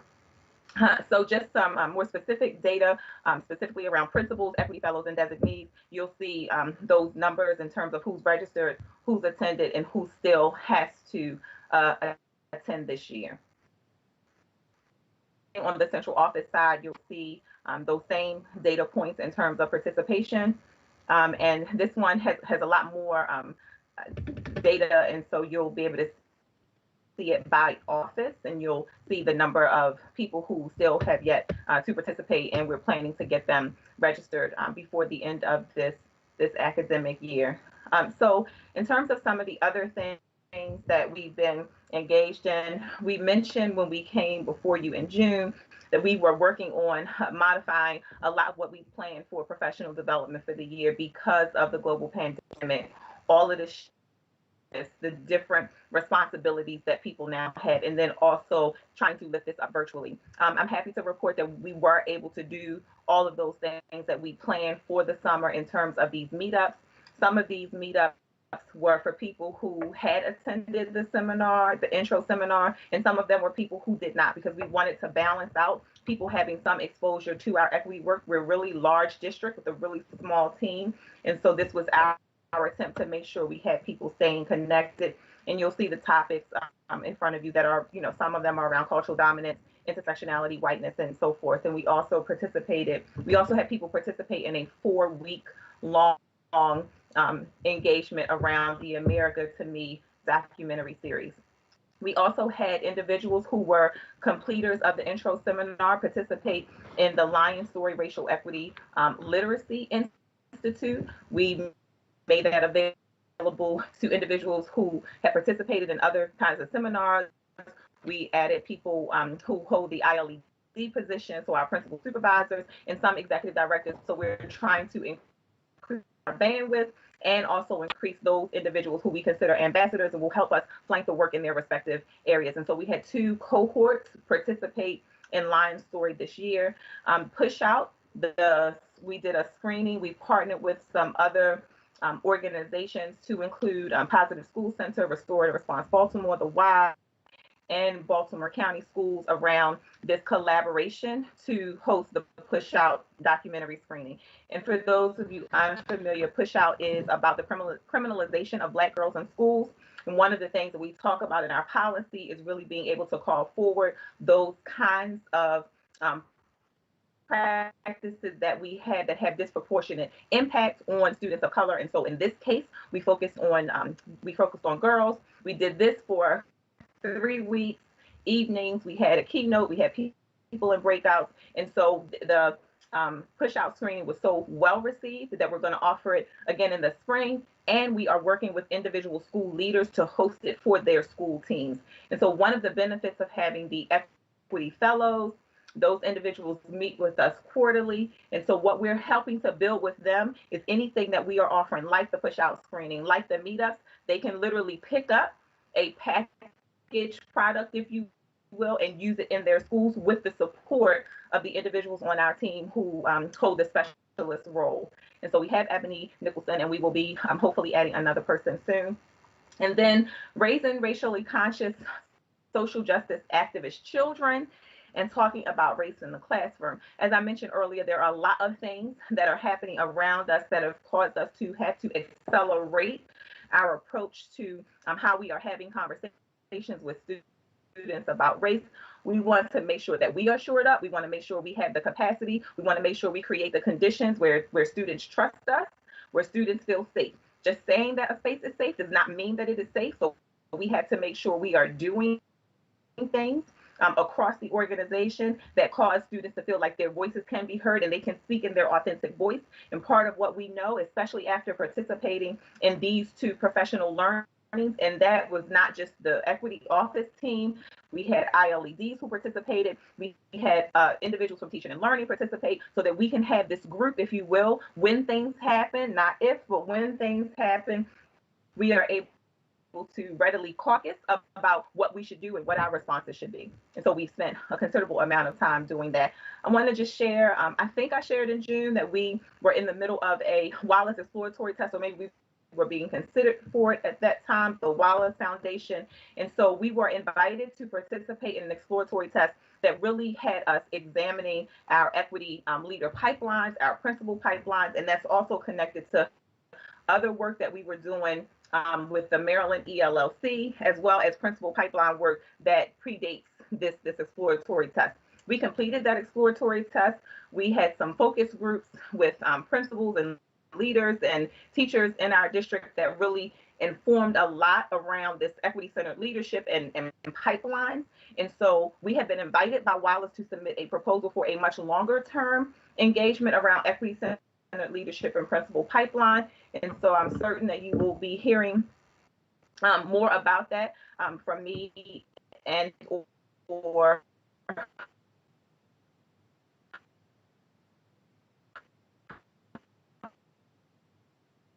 the SEAT teams. What we are doing right now is we're moving people through the intro seminar.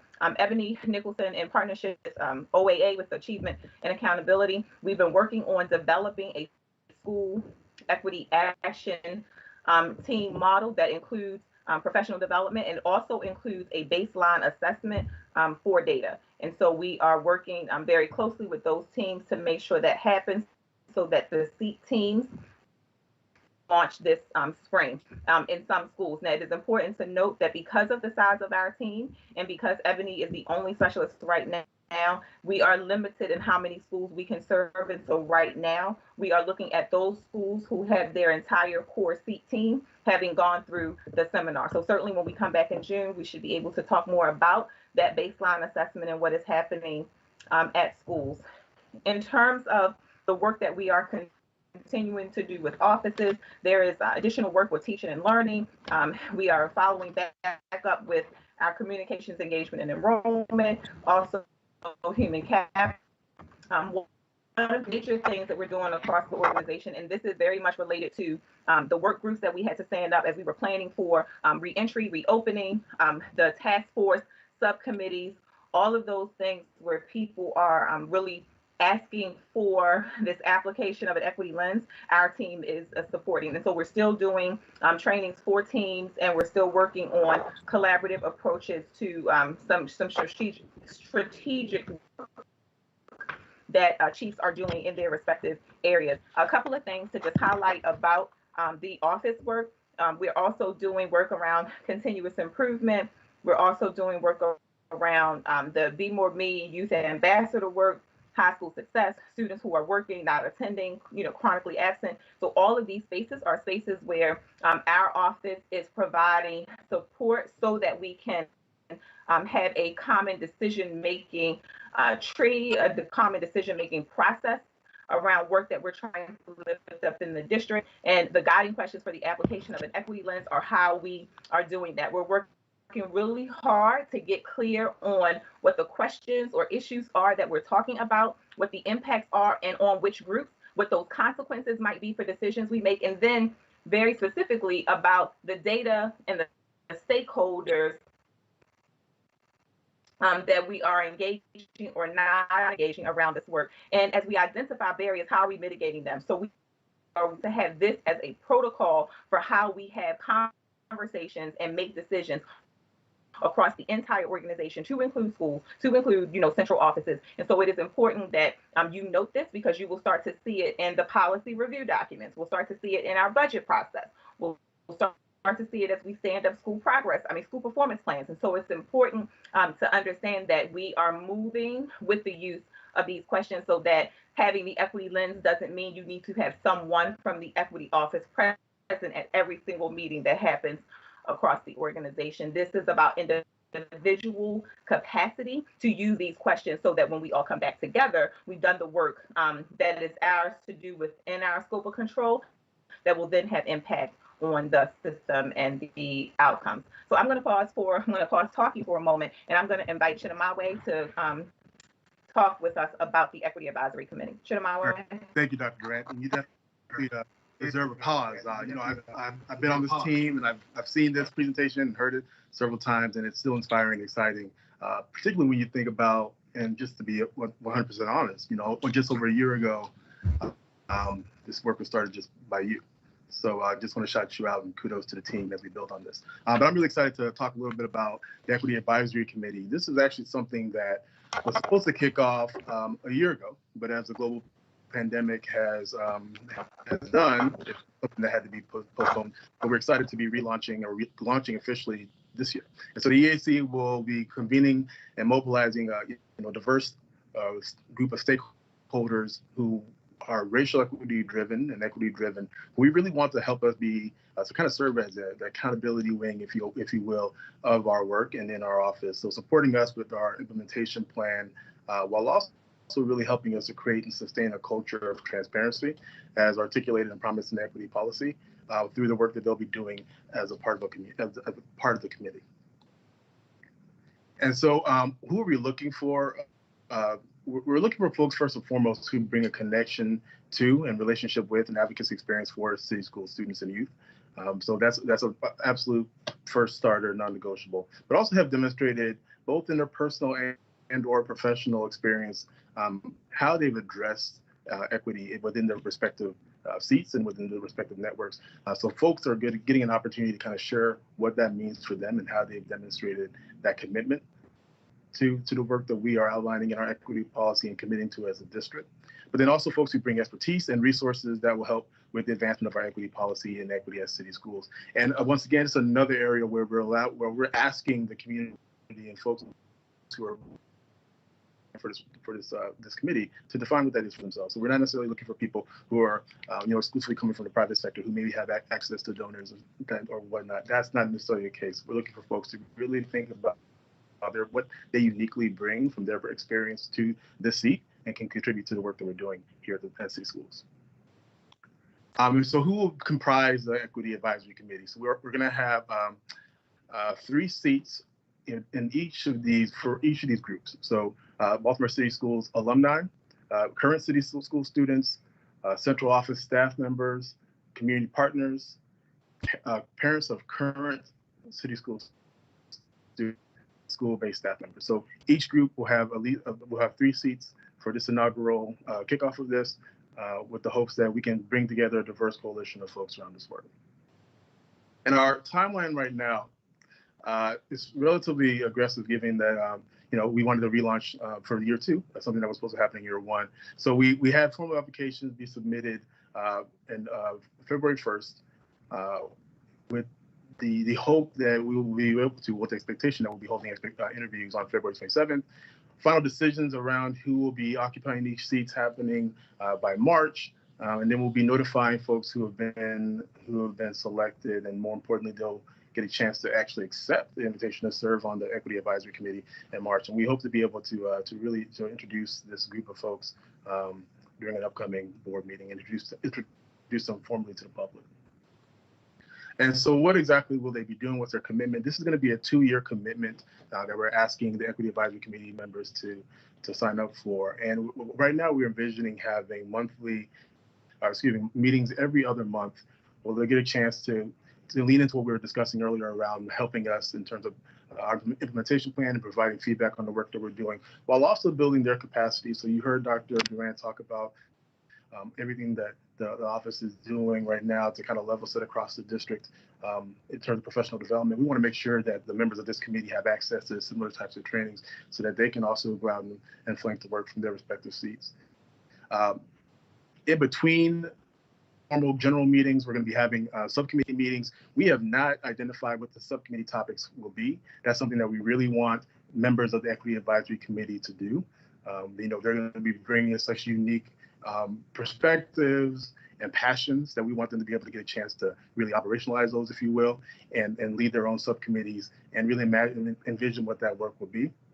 But then also in terms of other engagements, there, as Dr. Durant was listing, there are so many opportunities in terms of cross-functional, cross-office decisions around policies and practices that are happening, that we see this as another opportunity or another group of people to provide feedback and support around those decisions before they're actually implemented. But again, and once again, really seeing them as a group that can really flank this work and continue to and be extensions of the office and city schools within their respective networks. And really, this is all about really leaning into our promise and our belief within the city schools equity policy that we really do believe that the answer is right here in Baltimore. And so this will be an example of how we're leaning into that as an office and as a district. Thank you so much, Chidamaway. The one other thing that I think is important for the public and commissioners to know is the way we design this process. Our team is recused from the selection process because we have all of the data about the candidates. And so as we have prepared the package for the selection and review teams, all has been de-identified, and so they're really focusing on the content of the answers to move them forward for the interview process. And so as Chidamaway mentioned, we will be, or actually we've asked Dr. Santalisa to come as part of her CEO comments at the end of March to introduce you to the members who will serve for the next 2 years. And I would like to publicly thank Chidamaway for his work on the Equity Advisory Committee. It is a pretty heavy lift to do this with integrity, and it would not be possible without his leadership. So thank you, Chidamaway, for that. The what's next? So the things that we're working on. So the seat baseline assessment you heard us mention. So we are working very closely with our partners in OAA around coming up with this data set, this profile of schools that we will have for every school, and we're going to be asking the equity fellows, so the teachers on site, to help us to gain the extra, the additional data that is really hard to get like in a quantitative way, so that we can have this profile of schools. And so as students, as teachers and leaders and buildings are working on the school performance plan, there's an alignment to this assessment. And additionally, the school performance plan is going to be designed in a way that the equity work, if you will not be something extra. It's going to be based on work that the school has already identified with the principal supervisors and the chief of schools around what the focal points of the school year will be for schools. And then we're asking them to align it specifically to our equity policy, which is also part of the requirement in the ESSA consolidated plan that the state has as a part of the educational equity COMAR. And then long term, and so we're hopeful that with the support with projects like Wallace, we are actually also partnering with, planning to partner with Morgan State around application for a Kellogg grant. And one of the things in not too far away future, I hope that we will have an equity dashboard, so we're able to talk about which students are doing well, which students are on track, which students need additional support, so that we have that for everyone in the district to be able to see, and it's something for public consumption. It's going to take us a while to lift that, but we believe that the seat baseline assessment and the SPP alignment will help us to get there. I also want to share with you, which is information that came after we submitted the PowerPoint for posting. We recently were awarded a grant from Bringing Theory to Practice. It's launched by the Way Forward Initiative, something that launched last year. We were among 15 collaborative groups to get funding to support our project. We partnered with Morgan State University School of Education and Urban Studies on the Maryland Cultural Proficiency Collaborative. And so this is a formalized network of institutional partners. And what we are planning to do is to formalize this partnership around cultural proficiency, to convene a statewide conference, to develop degree granting cultural proficiency certificates for undergrads, grads, and practitioners, so pre-service and in-service teachers, and develop a digital resource hub with best practices for educators, social workers, and public health practitioners. And so we were just awarded that grant, and we are now in the process of planning a conference for the fall, and that will also, we're currently planning for that to be virtual. And then the other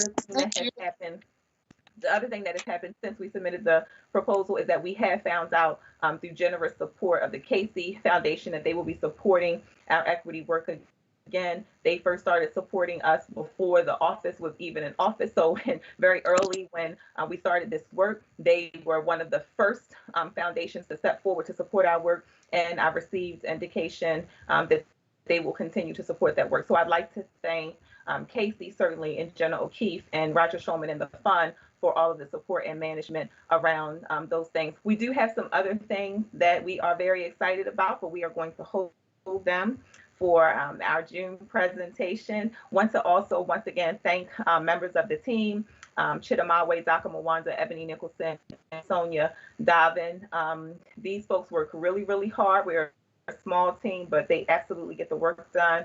And it would not be possible to stand up the things that we've done, especially in the middle of a global pandemic where we're all leading and living through it, to try to do this work with some fidelity. So I'm very thankful for the members of my team and for my city schools colleagues who absolutely are flanking this work. And we are starting to see that shift in culture.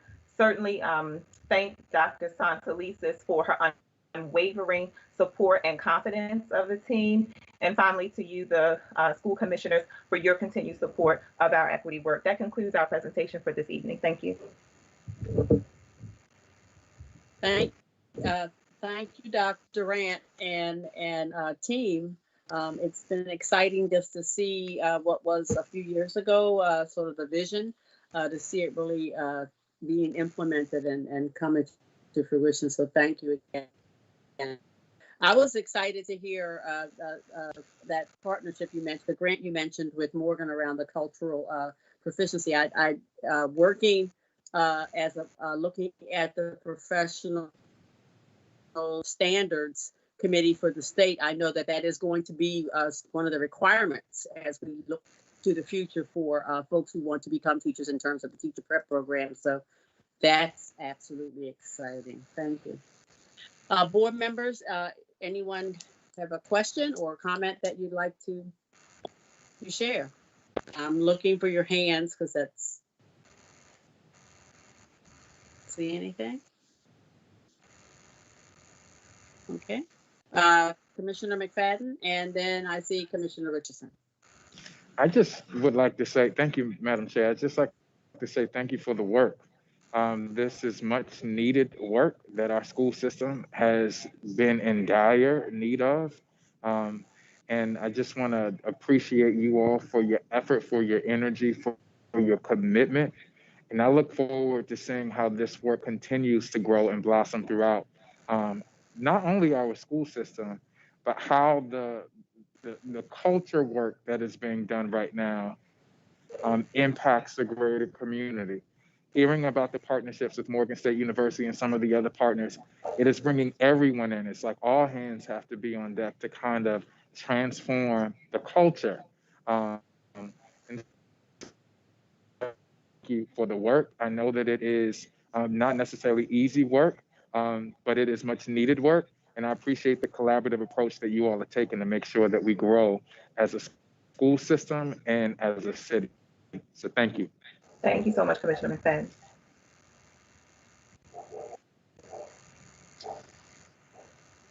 Commissioner Tanya, you said my name. My hand wasn't up, but I will take this opportunity since I have it. I have to say, Dr. Durant, I am floored by the work that you've been able to do. You were in the office of one, and in little time, you've grown, and it's not even like you have a huge staff now. So let's be clear, right?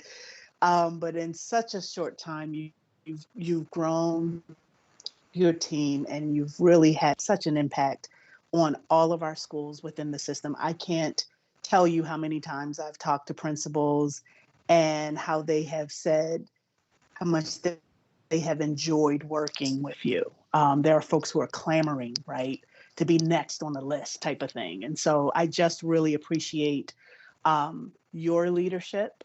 I appreciate the work efforts of you.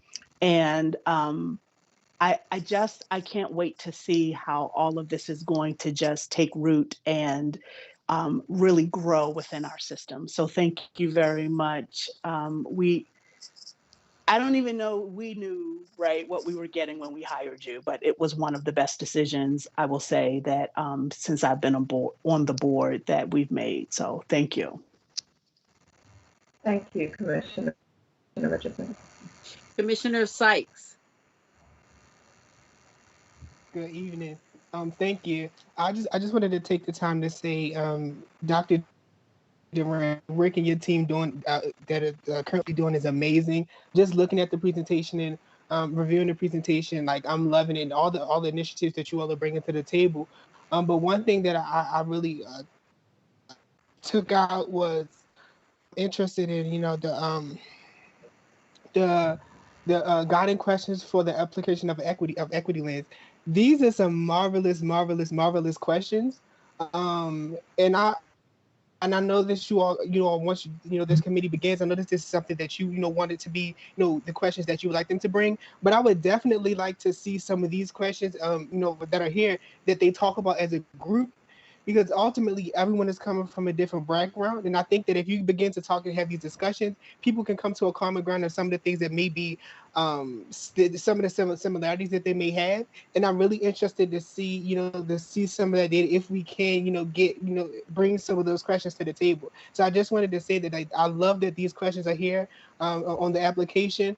In this presentation, I'm loving it, and I appreciate everything that you all are doing for city schools and our students especially. Thank you so much, Commissioner Sykes. You should know that we are working, Chidamawe and Christian are working closely to schedule some time for us to really walk the board through how we even got to these questions, like how we got to them, how we practiced using them as a cabinet, how we pushed on each other's thinking and complicated our thinking. And so we are using these as a part of our cabinet deliberations, and we're going to be bringing that forward. And then the chiefs did not know this, so now I'm just going to tell it. When we come back in June, we're actually going to ask chiefs to come forward as part of the presentation to talk about how they use these guiding questions in guiding their teams. And so that's just a precursor to what you all will see coming forward. Thank you. Okay, I don't see any other commissioners who are raising their hands. I want to again thank you, Dr. Durant. Thank you to all of the folks on the team. I think you've heard the same. You've heard it, and I know that we have. I'll just say to the board members, we have a professional development opportunity coming up with the team. So we talked about it earlier today. So please put that on your calendar. We'll be ready to meet with you all. Thank you for the work and continue on with our support. Thank you so much. Thanks. Chair Chinya, they need to fill out, our board commissioners need to fill out the doodle. So make sure you guys do that so that we can land on a day that works for everybody. And hopefully this presentation will motivate you all to do that. Thanks again. Thanks for that reminder too. At this time, I just want to check with, we have one, I know, committee meeting. So check with Commissioner McFadden, who's the chair of teaching and learning. Would you like to share anything from the teaching and learning committee meeting that took place recently. As I appreciate that, Madam Chair, and as always, I'm just going to remind the public that you are certainly welcome to attend our committee meetings, and they begin at 3:30. And you can sign up for public comment if you'd like to. We certainly enjoy the dialogue and the engage of conversation that we're able to have with folks, particularly Commissioner Sykes.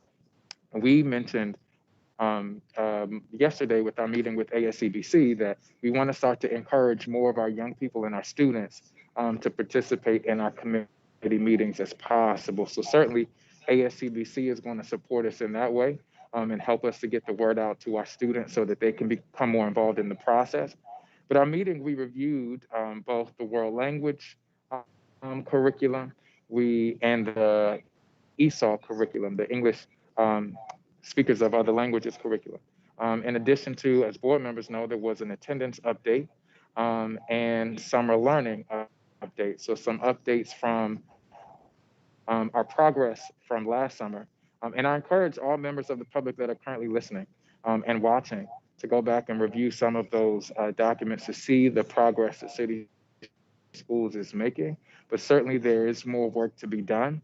And as we've been talking tonight about collaborative approaches, this is one way that the board wishes to collaborate with the public in our committee meetings. So feel free to join this meeting, in addition to policy, and I believe operations is open for public comment also, so that we can do more engagement and work together to build a better future for our young people. Thank you, Madam Chair. Oh, thank you. And as a good reminder, and in terms of that open invitation to students as well as others, I just want to let you know about the upcoming committee meetings. The Operations Committee will meet Tuesday, February the 16th, 10:30. This one is hard, I know, for students, 10:30 a.m. The Policy Committee meets that same day, February 16th at 3:30 p.m. We've mentioned earlier, but the Parent Community Advisory Board, PCAB, will meet on Thursday, February the 18th at 6:30 p.m. The next public board meeting will be on February the 23rd, and Teaching and Learning meets again on Tuesday, March the 2nd. I also want to remind folks that there's also going to be a special COMAR hearing at 8 p.m. this evening. So those folks who would like to attend that, please. I believe we close and then reopen, but I just want to give you that announcement at this time. So now we actually have the opportunity this evening for board members to engage in some conversation and to highlight any of the issues or events that you would like to. Remember, our guidelines for this is that it will be a 30-minute period, and that we are not introducing policy. This is just open conversation. If there are questions that we need to get more information for, we will absolutely do that. But at this time, I will then open the floor to board members. I see Commissioner McFadden. Thank you, Madam Chair. I just wanted to, in light of the last presentation that we just had on our work around equity, the National School Board Association is sponsoring and hosting its annual Equity Symposium tomorrow, which several of the board commissioners will be attending. I know I'll be attending. And in addition to us attending, Dr. James, Commissioner James, is presenting during that symposium tomorrow. So I just wanted to talk about that, because NSBA tends to do a great job with the Equity Symposium. And I think it's in perfect alignment with the discussion that we were just talking about, especially dealing with school board members. So in addition to the equity training that we all have to sign up for, this is another opportunity for us to think about some of our practices historically that just have not been benefiting all of our young people and all of our families and all of our communities, whether they are conscious or unconscious. So I just wanted to raise that.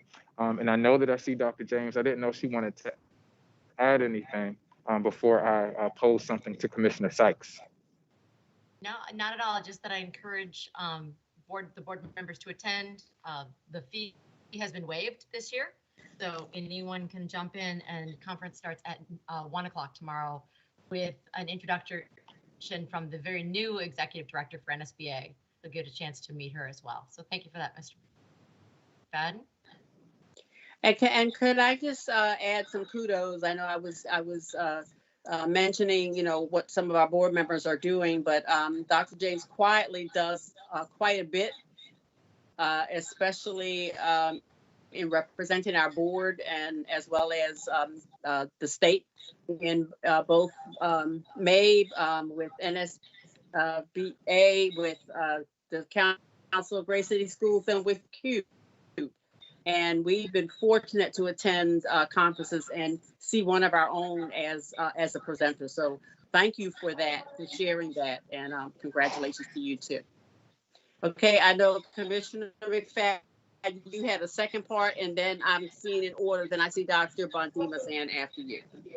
Yes, ma'am. It is just bringing up Commissioner Sykes. Yesterday, we had a really great meeting with Commissioner Brooks, Commissioner Roberts, Commissioner Richardson. You can't hear me?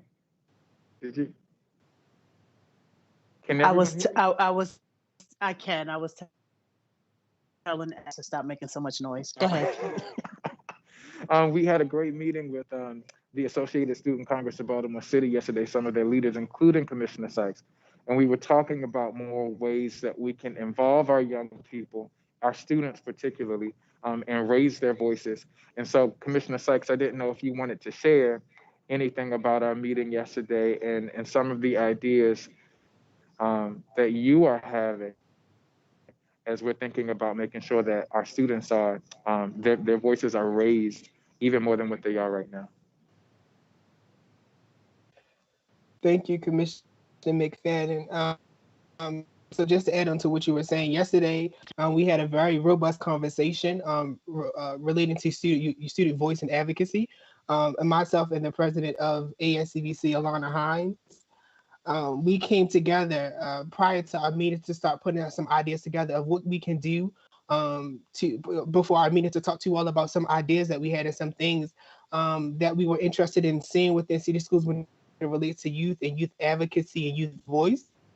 And so one of those things was pushing and making sure that we vocalize how important it is for every school in Baltimore City Public Schools to have an SGA.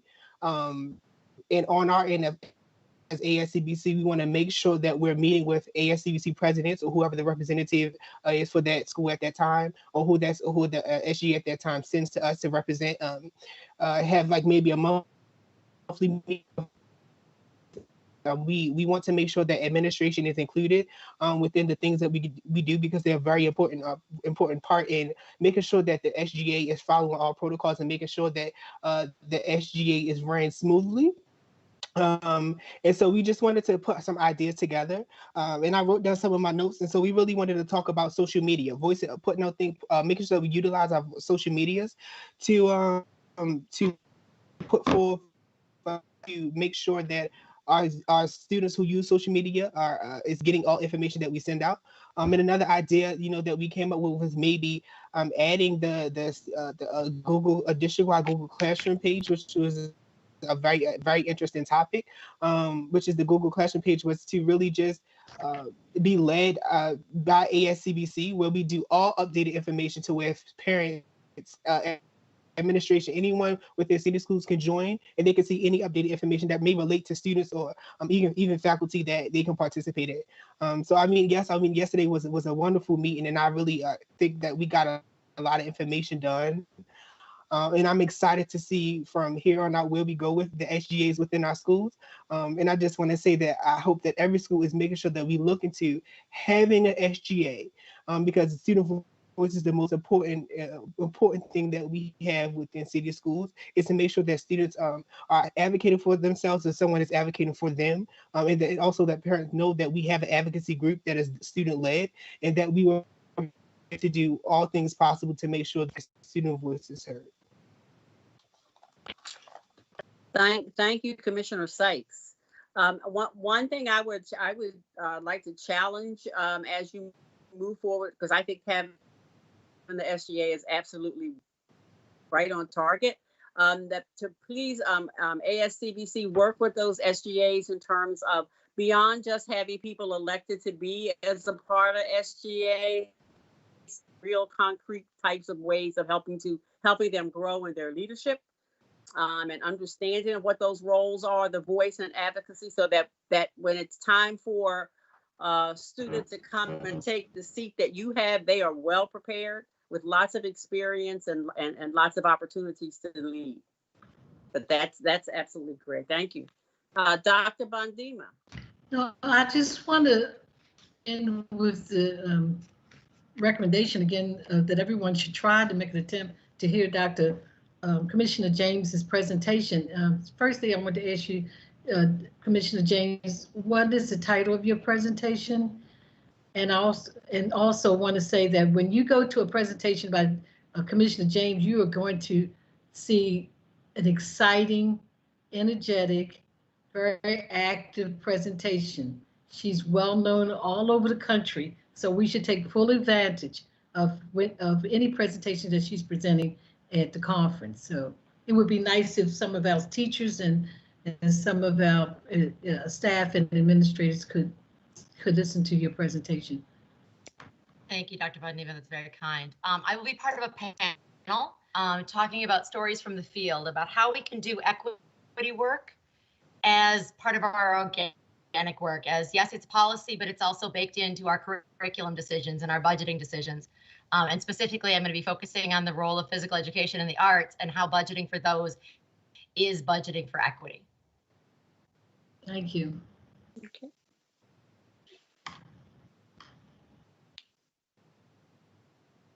Anyone? Oh, I'm sorry, Commissioner Reed. I wrote your name down. I see your hand and still looking. That's no problem. No problem. Right? I mean, I just like to talk about how I've seen the system elevate in terms of communication, engagement, transparency, data, and other factors. But I would hope that we continue the trajectory, because I think engagement, communication, people getting the best data possible, and being really important to go forward. And that's all the tentacles. So thank you.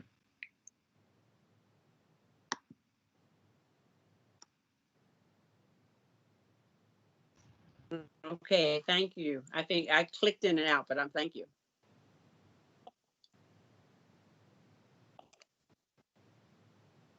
Anyone else?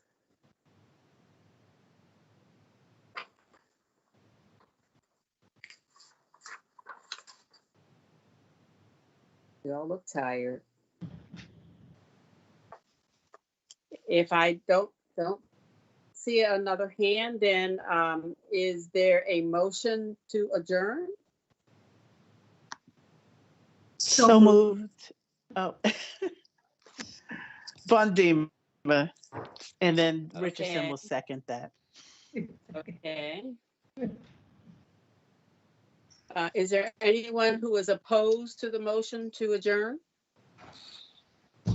If not, then I want to thank you all for this meeting. That motion will then pass. And just a reminder to folks that the calendar for upcoming meetings is available on the website, also on board docs. Thank you for being with us this evening. I hope you take advantage of all of the opportunities for information about things, important events, as well as our work towards moving for expanding opportunities for students in person.